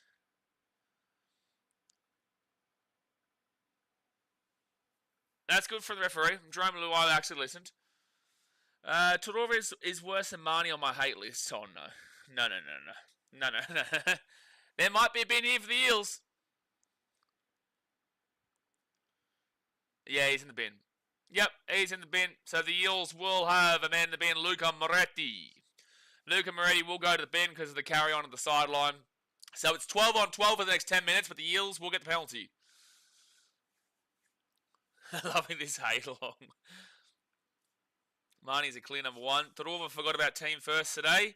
Forgot a little bit about team first today, the ultimate Taruva. Probably too busy focusing on what he's going to post on his Instagram story after this game than actually focusing on the game itself.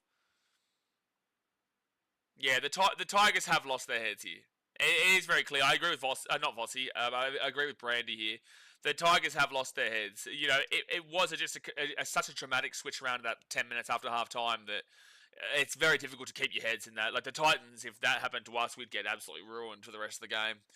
That's just what happens with the Titans. So, you can very clearly see the Tigers' heads are out of this game, and the Eels could actually score right now. Taruva should be sent off. What a grub. Well, he went to the bin. There's no way he gets sent off. But to the bin, sure, and he is there. Second tackle now, 7 metres away from the line for the Eels. They score here, this would be pretty much game over. They score here, could be game over. The Eels, Dylan Brown, he's 4 metres away from the line, third tackle. Like a ball says, Taruva cares more about starting a biff than helping a teammate who was getting dragged to the sideline. That's a good point. Oh, Junior Bolo. He'll get this ball to oh, he might score! No, he's half a metre short. Half a metre short. This is Tigers without Galvin. There's a lot more issues than just Galvin. But it is a big part of it too. It is a big part of it as well. And Tuolangi with a good offload on fourth tackle. They go to the right. This might be a try. This might be a try. This might be a try. Tratsuno. I don't think Simonson's got that down. He's not celebrating. Yeah, no, it's going to be Tigers' ball here. He doesn't score. Yeah, Galvin would be loving this, Casey. But Simonson knocks the ball on the in goal, so it'll be a 7 tackle set at the 20 for the Tigers. Now this is Eels with Moses. No. Come on. Like, the Eels are better with Moses for sure, but the Tigers have a lot of issues right now across the board that people just don't like to talk about because they want to celebrate the better playing from them so far this season. This doesn't mean now that I think the Eels are going to make the top 8. They still conceded 50 last week. Mitchell Moses isn't the reason they lost by 50 to the Canberra Raiders. You know what I'm saying? Like, yes, that improves the Eels, but 50 points isn't just because Moses is in that game doesn't mean they go and win that game against the Raiders rather than giving up 50. So there's still a lot of issues at the Eels. Like, it's still a significant amount of issues at the Eels. Moses being back doesn't now just make them the best team in the damn well league, and this is a good result for them to get back, put themselves back into the winner's circle. But let's relax a little bit. And that's not a good kick. So it'll be 25 metres out from their own line, and Eels will get the ball. I mean, in attack, they're definitely looking better. Sure, but they're playing the Tigers. Sure, but they're playing the Tigers. Like, let's take more than 57 minutes in a game to say the Eels are back. Do you know what I'm saying? Like, there's a lot more in context in this game. A lot more.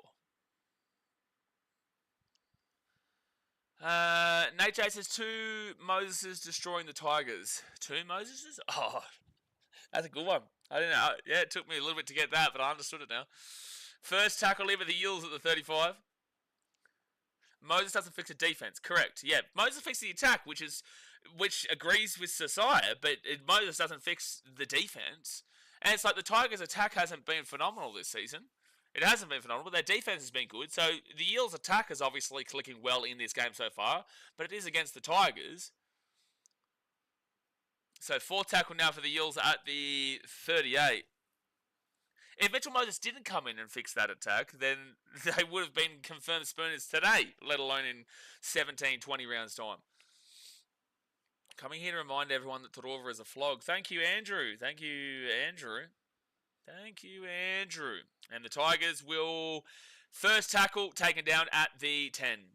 Negan says, Galvin looking like the best player that's not playing. Well, yeah. Yeah, who else is out? Who else is out of the game? Phoenix says, Tigers just getting fed up with the game, I think. A penalty and then fought someone for a good tackle. Conceding 3 tries when it was 10-10 at half time within 7 minutes of the game, starting back up in the second half, you're going to lose your head because you're going to be like, what the hell just happened? Do you think they'll bring back Galvin next week? I think that would be very silly of them, especially with the court case. Especially with the court case, I don't think that Galvin will ever play in a Tigers jersey, like a West Tigers jersey again. And if he does, it's crazy. That should be a penalty. Oh, it's a knock-on from the Tigers. And there is the penalty. There is the penalty to the Tigers. Took a while to get there, but it is a penalty to the Tigers. Well, if you want to get back into the game, right now is the time to do it here, Tigers. Right now is the time to do it. Dewey definitely gets taken out late there by Adokar. Definitely gets taken out late.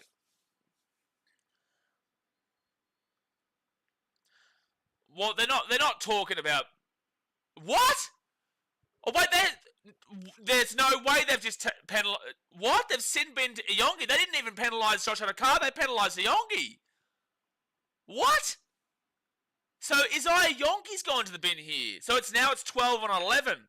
Tigers 12 on 11, so they can get back into the game here. How was Iongi gone to the bin there? No way.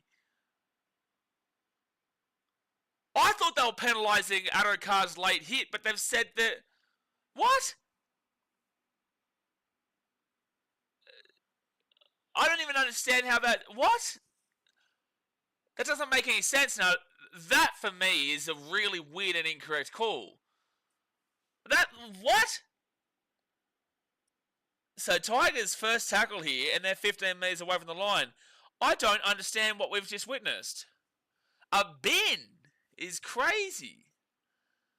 That's not a bin. Eels have just been absolutely dudded. If the Tigers score here, that's ludicrous. Second tackle here, 5 metres out. Like, penalty for the late hit, but like back here. Oh, they've dropped the ball, the Tigers. I think it's gone backwards, though. And they go out to the left, and it's going to be Brent Naden who cuts back, and now they're Brent Naden 5 metres away. Way to go ruin a game. Well, arguably, it actually brings the game back in because it was to the Eels with the bin and they're up by 16. So at least that gives the Tigers a chance to make it a good game now. And Seyfarth gets taken down 5 metres away. Oh, he's lost the ball. He's lost the ball there. Hello, referee! Dude, the Eels are getting smacked by the referee right this very second. How has he not lost that ball? Fifth tackle here for the Tigers. He did lose the ball. Jerome Luai now. He gives this ball back to Terrell May. Terrell May off to Alex Twell. Twell off to Adam Dewey. Dewey gets this all over. And that's at the sideline. Ball don't lie. Ball don't lie. Ball don't lie. Ball don't lie. The Eels just got absolutely smacked by the referee over the last, minute or two. I don't know how they did not call that as a knock-on, for starters, when they were 1 metre out. And to bin him in that situation was just ludicrous. It was insane. I genuinely hate this ref, not just for this game. Well, it's now Eels' ball. That's great defense from him. Great defense. Well, there you go. So 20 minutes to go in the first half here, guys. Hit that like button and subscribe. Still 11 plays for the Eels and 12 plays for the Tigers. Legit the worst set of 5 I think I've ever seen. I can't believe that the referee didn't see that knock on, though. Like, that was very blatant. But then again, I shouldn't be surprised after Adam G yesterday. Third tackle now at the 30. First time in a while people hate the Tigers. I don't hate the Tigers. I don't hate the Tigers at all. Who hates the Tigers here? Negan says, Luai going to go 4 in a row with the Tigers. Lucas says, going to be playing 9s if the ref keeps this up. Like, at least it didn't change so far. Like, it's still a bin for the next 8 minutes for the Eels. It hasn't changed it yet. Eels, good catch. Bailey Simonson. Oh, fit tackle taken down 3 metres out. Damn, Eels still on fire here. He will feel sorry for the Tigers. Absolutely, Nate. It's more so like fans thinking they're above where they're at that people dislike. It's not necessarily the Tigers as a club that people dislike. I would say that if there are people disliking the Tigers, it's more because the fans think that they're like a top 6 team or top 7, as we were talking about before with some bloke, about some top 7 shit. And it's like, there's still a long way to go. It's a development process with the Tigers. Be happy with the progress, but the Tigers are away on the right hand side, the 40, 45, 50, then taken down. Bucks, it looks like the rest of the Tigers want to prove Galvin right about bench. And now the Tigers are 35 metres away. 4 tackle, they give it up to Jerome Luai. Luai to Terrell May, then to Brent Naden. And Brent Naden is going to be 23 metres away, fit tackle. Still 12 on 11. Tigers way. Jerome Luai, the 20, kicks it through. Good kick. I don't know what Addo-Carr's doing, but that's a try to Alex Seyfarth, and the game is now back on. 26-14 with the kick to come. That's on Addo-Carr. You have well and truly, and you're telling me that Alex Seyfarth has just beaten Josh Addo-Carr to the ball in the in-goal. You're telling me that Josh Addo-Carr has been beaten to the ball by Alex Seyfarth. What are you talking about? Addo-Carr, you are out of this world lazy in this play. Luai, it's a good kick. Addo-Carr has a 5 to 10 metre head start on Alex Seyfarth and was just beaten. That's just insanity. But also, the Eels should not be down to 11 players on the field. And Seyfarth, that's a good try considering. So 26-14 with the kick to come. It's about to be a 10-point game because they'll get it from right in front. But the Eels will still have a man in the bin after this for another, probably, once those 2 players come back, it'll be like another 5 minutes with an extra man on the field for the Tigers. Can't beat the last place team if you're the last place team last 3 seasons in a row, Negan says. And the Tigers will get it. So it's 26-16 with 17 minutes to go of the game. It's game on. Game on here. Game on here. Game on here. Game on here. The Fox was looking for his phone charger. 17 minutes left. That's what Parra does to you. Buck says Eels need to bring multiple phone chargers game day for precaution. Tearing me. Alright, well, Tigers, you've got a chance to get back into the game. It's off some very significant controversy, but regardless, who cares if you get back into the game and get the 2 points? You won't give a shit about the controversy. So Tarova and Moretti have 15 seconds left in the bin. But for the Eels, it'll be Yongi, the fullback, who will be gone, which is a reason why they scored just then, because they had no fullback effectively, right? There was no fullback there. As well, and then Addo-Carr was having to go back and be as lazy as he was. So I think it's about 6 minutes after this. So Tarova is back on, and so is Moretti. I would love to know how much longer Yongi's in the bin for, though. Out to the right for the Tigers, and they've got that man advantage, and they're away here. They're away, and they get the ball from the Tarova. Oh, it's an intercept by the Eels. Addo-Carr just saved the game for the Eels. Addo-Carr has given up that try, and he's just made up for it by that intercept. That's crazy. The Tigers were away. They had a 2-on-1 Addo-Carr. Turuva, man, you are just giving everything you can to the Eels right now. Turuva is making so many mistakes. Jeez, Addo-Carr saving the game for the Eels there, because it would have been within a one-try game. It would have been a 4-point game, because Buller would have scored under the post. So, yeah, look, Addo-Carr gave up that try, but he also just saved one, so he made up for it. All right, so 20 metres away, even the line for fifth tackle for the Eels. What a turnaround. And they put this ball up into the corner. It's 1-on-1. Oh, good tape by Brent Naden, actually. Good tape by Brent Naden, and it will be Tigers ball here, 3 metres out, first tackle. Weren't you guys just insulting Addo-Carr, and now you're saying that's the Bulldog in him? Like, we were all just insulting it. Like, at the end of the day, he does make up for that bad mistake, but now we've got that's the Bulldog in him. 3 seconds ago, I think there was people disowning him from the Dogs. And penalty to the Tigers. A couple of minutes ago, someone was disowning him. And Fox snatched at that like you do when your bag falls on the floor by accident. Tubi says, who you got to win? Well, I said Tigers before the game, and now I've got the Eels still. They're still up by 10 points with 15 minutes to go. There's 3 minutes left in the bin here for Yongi, but the Tigers are coming. It is off the back of a really poor call by the officials, but with that being said, it doesn't really matter at this point, just hoping for a good game, because I don't really care who wins this game. First tackle now for the Tigers at the 45, and they'll get it to Alex Twell, but it still pisses you off that the officials call what they did against Yongi. Third tackle. I've always been a fan of Fox, so you have your Daz. Oh, Bulldogs fans weren't booing him a couple of weeks ago.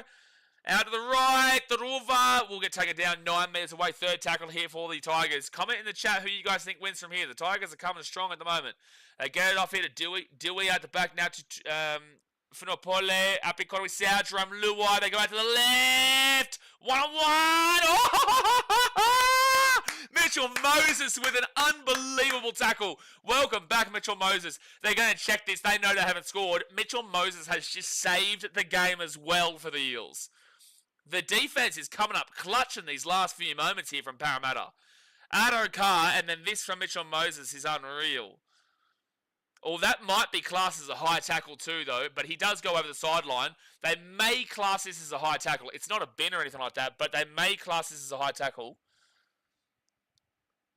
And, oh, he may get binned here, Moses. They may bin him here. They may bin him for this. They may bin him for this. This could be a bin, and it could be 13 on 11 for the next 2 minutes. They may call this a penalty, try and a bin. No, they're going to say just penalty. Okay. Deary me, this game's just gotten red hot. This game has just gotten absolutely red hot. And that, my friends, is a no try. But it is a penalty, no bin. Wow.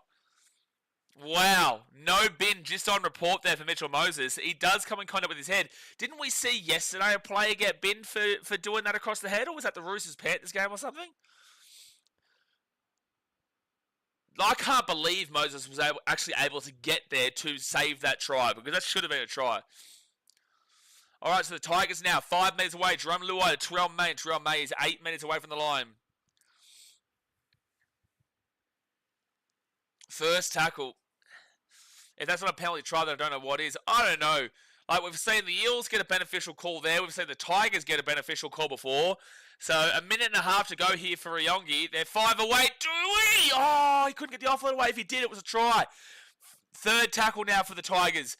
They're 3 metres out. Kotori not the play, bro. 4 tackle. You've got a man advantage. You've got to look for the gap outside of the... Like, going through the centre there made no sense.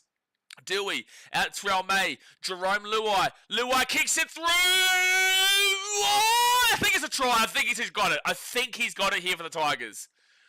Luke Laulali'i will score here for the Tigers, and it's 26-20 with a kick to come. We are on here for a fiery last 12 minutes of this game, and a conversion will bring them within 4. If they miss it, it stays at 6.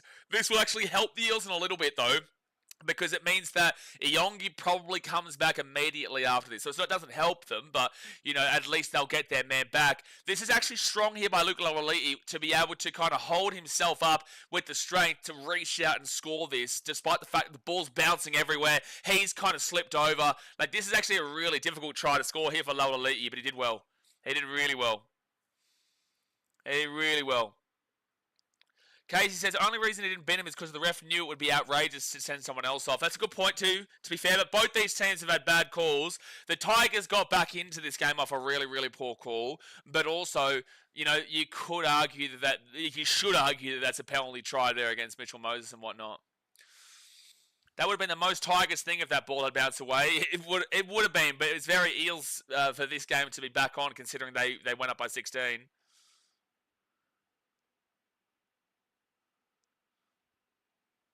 All right, so 11:40 to go here of the game. Baby, who? Dewey gets this kick and brings it within 4. It's huge. Luai back-to-back kick try assist. Well, he's the guy that the Tigers need to lead them back into it. That's why he was signed, to be their leader, to be their captain. So he's being a captain right now. If Tigers come back, we'll never hear the end of it. Tigers are the top 4 team. Oh, no. There's no way anyone watches this game, Tigers fans included, and thinks that they've been a top 4 team in this game. Absolutely not. They're playing 17th place, bro. Let's settle it down a little bit. But Dewey will get the kick, and it is 26-22 with 11.5 minutes to go. 4-point game. Here we go. 4-point game. 11.5 to go. Veli says, don't let the West Tigers come back. This is a close one. And like I said, it's always a good game on Good Monday, I feel. Sometimes, occasionally, yeah, we saw a big win for the Eels a couple of years ago. But I feel like the last couple of years has always put on a good show here on Easter Monday. Fedoras are awesome says, if you're watching and not subscribed, what are you doing? It's a great question. It's a fantastic question. Hit that thumbs up button and subscribe if you are new around here. Let's get it. Here we go. Niggas says Tigers fans are going to cry in the car. Well, one of these two teams are going to be crying in the car in 12 minutes' time. Let's see who gets it. So the Tigers, Jerome Luai at the 5. He'll give it out to Terrell May. And Terrell May's going to be taken down 12 metres away now. Bretton says if Russell got most of his kicks, this game wouldn't be that close. How many kicks has he missed? Only 2, has he not? Is it 2? Because would they be at 30? So it's 13 on 13 again. 13 on 13. It's Yongi is back on the field here for the Eels.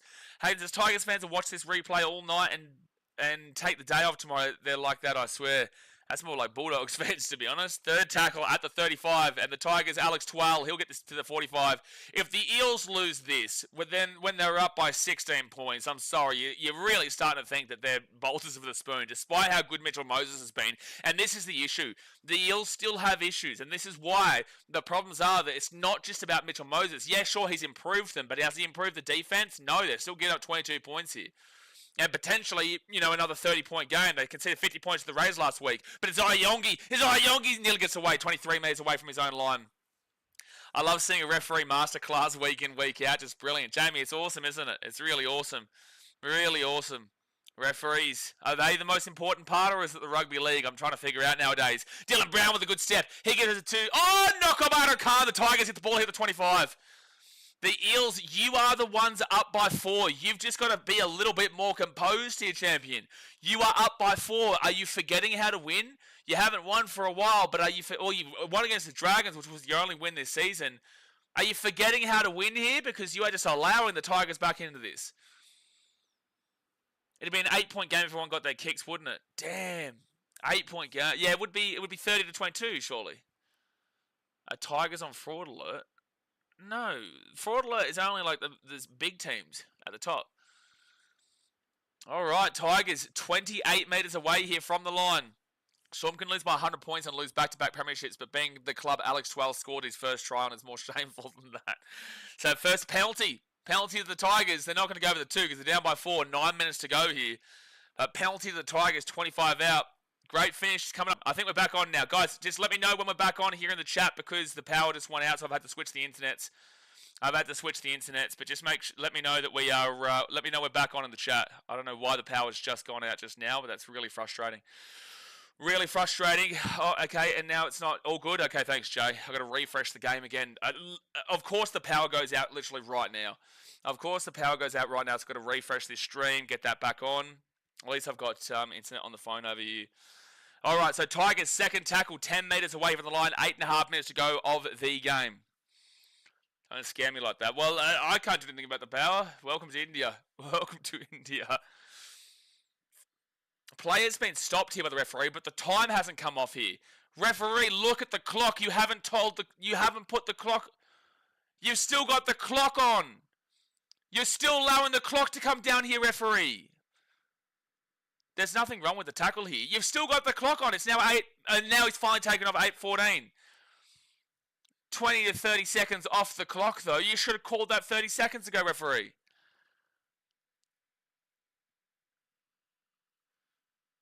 All right, so there's going to have to be a play that comes off.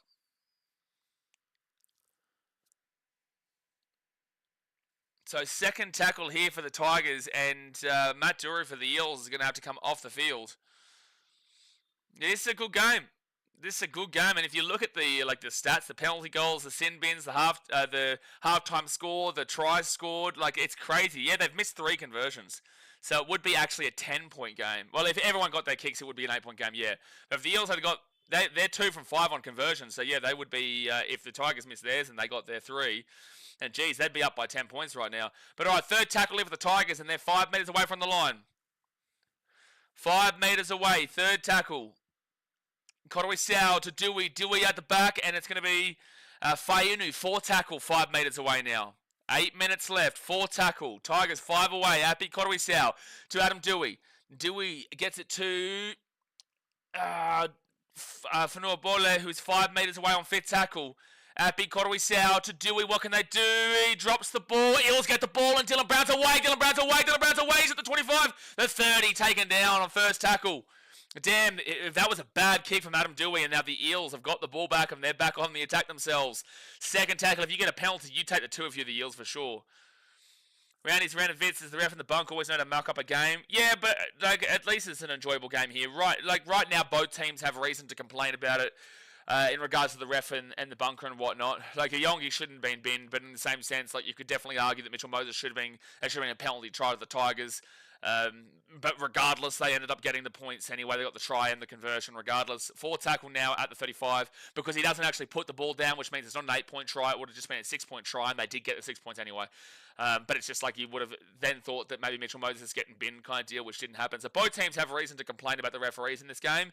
But at the end of the day, it's a 4-point game. Let's see who can remember how to win. Let's see who can win this really tight Easter Monday game. Out to the left, Dylan Brown puts it up. Addo Carr there. He catches it.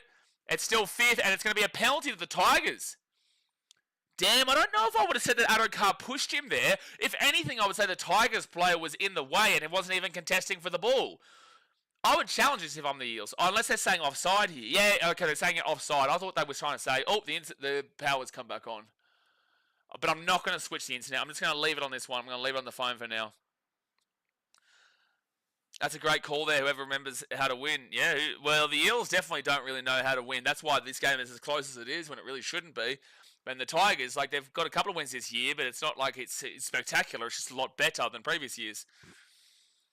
That's a great call there, whoever remembers how to win.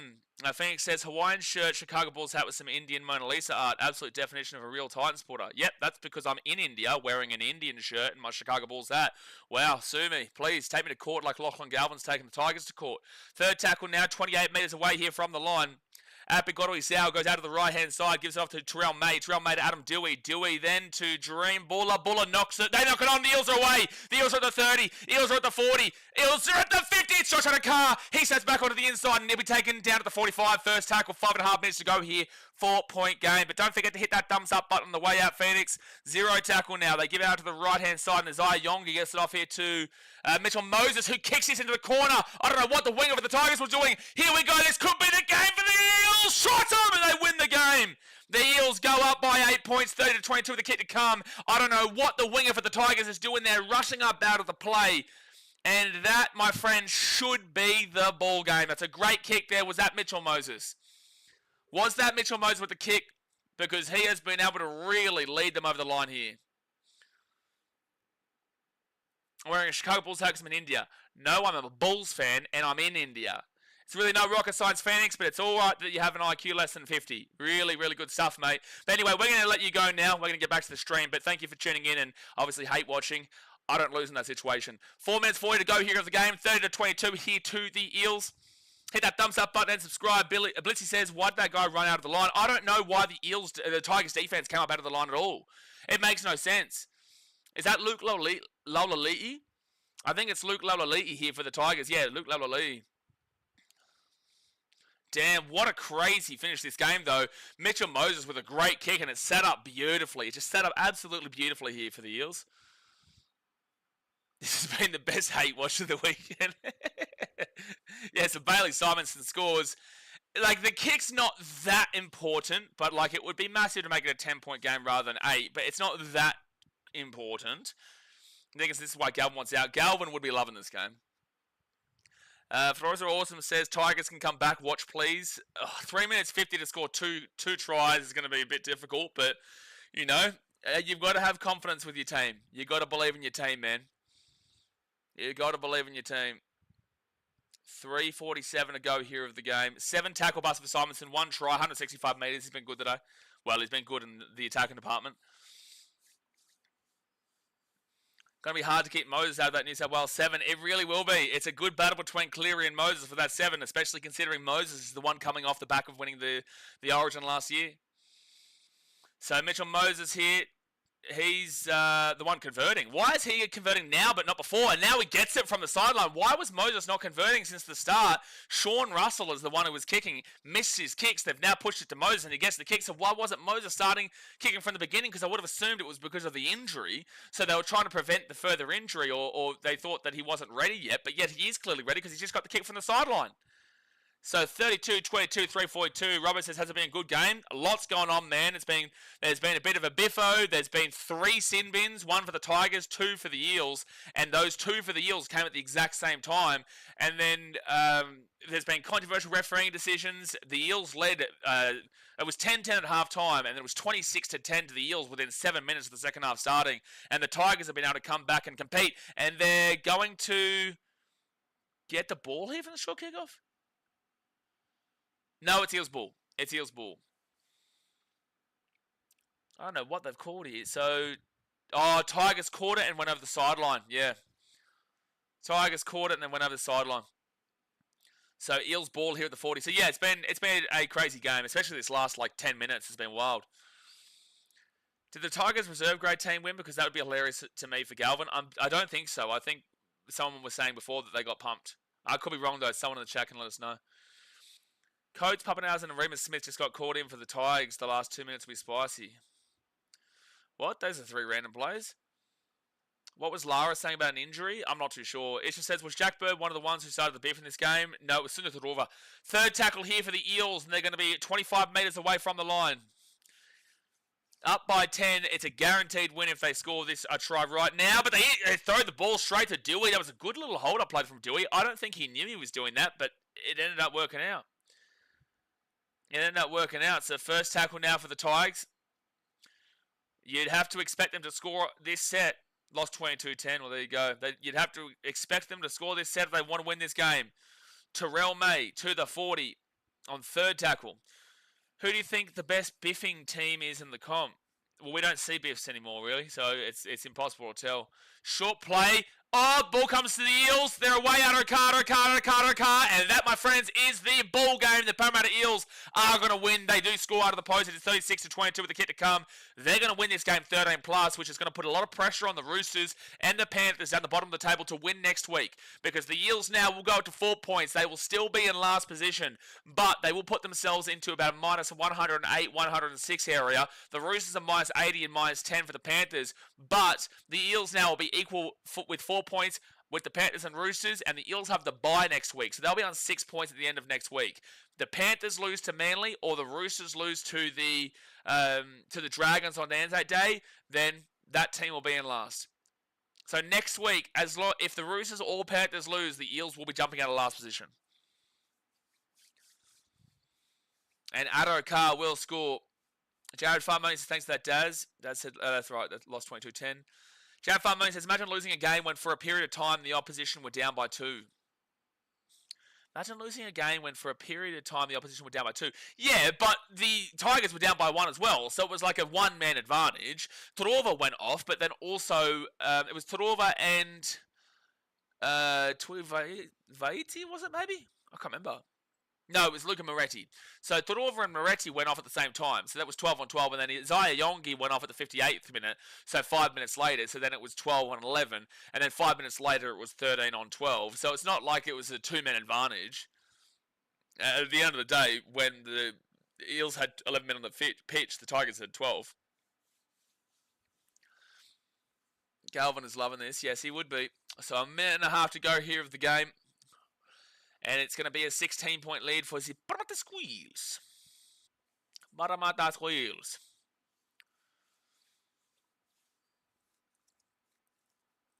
I guess this is what happened to team first, Tigers. And the Eels will convert the try. So it is 16 points to lead, 38-22. And there's 1 minute left, so this will probably be the final score. Well, if you had the over, you're happy. William says, great call, bro. My team is shit. It's just, it's not that they're shit. They're just still developing, and there's just a lot going on at the club right now. It's not about the Tigers being shit. It's just about a lot of, not necessarily you, but Tigers fans in general thinking they're above where they are. They are developing to a team that can be there, but they're not there yet. They are developing from literally last 3 years in a row to trying to be a competitive team again. And they are competing in more games, but they're still going to lose more games than they win this season. And that's just how it's going to go. But just winning more games, like even last week, even though it's against a shit Knights team, at the end of the day, like they still probably would have lost that. They had like 15 errors last week, the Tigers. Everyone focused on the Knights having 15 or 17 errors, but the Tigers have 15 themselves. So people have got to remember the Tigers are improving, but they've still got a long way to go. And Mitchell Moses had a lot to prove in this game. The Eels have a lot to prove in this game. The Tigers have had a lot of distractions this week. You know, don't get too down in the dumps, but be happy with the progress that has been made, is what I would say. So this will put the Tigers down to plus 12 right now.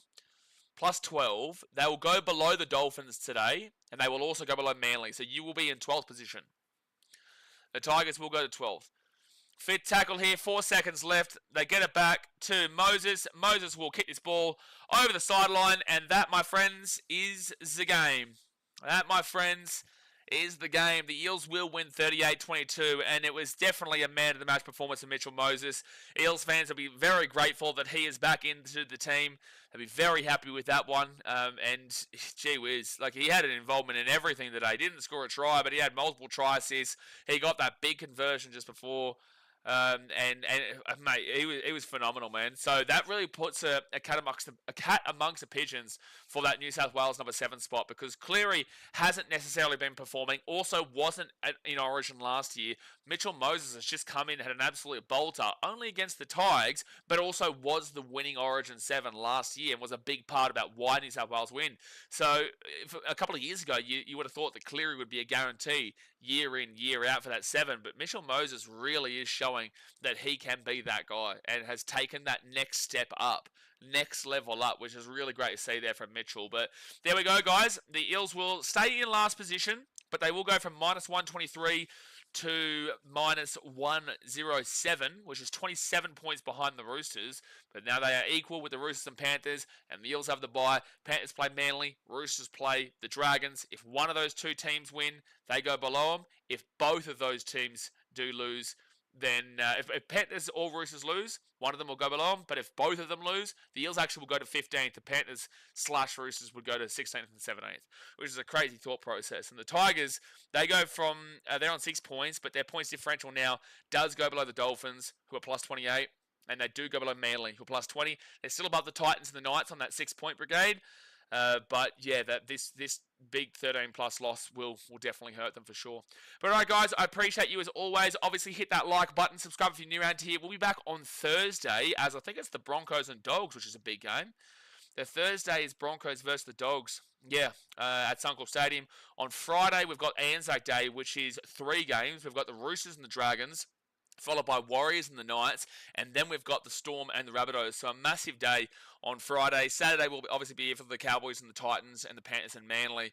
And then on Sunday, we've got Raiders, Dolphins, and Tigers, Sharks, with the Eels having the bye. So big weekend next weekend, especially that Thursday, Friday, and Saturday games. They're the really kind of big ones. Sunday's okay. It's not that fantastic, but Thursday, Friday, and Saturday, big days next week. But like I said, thumbs up, subscribe. I will see you guys next time. Appreciate you for supporting as always. I'll see you guys then. Thanks for watching. Catch you later. See ya.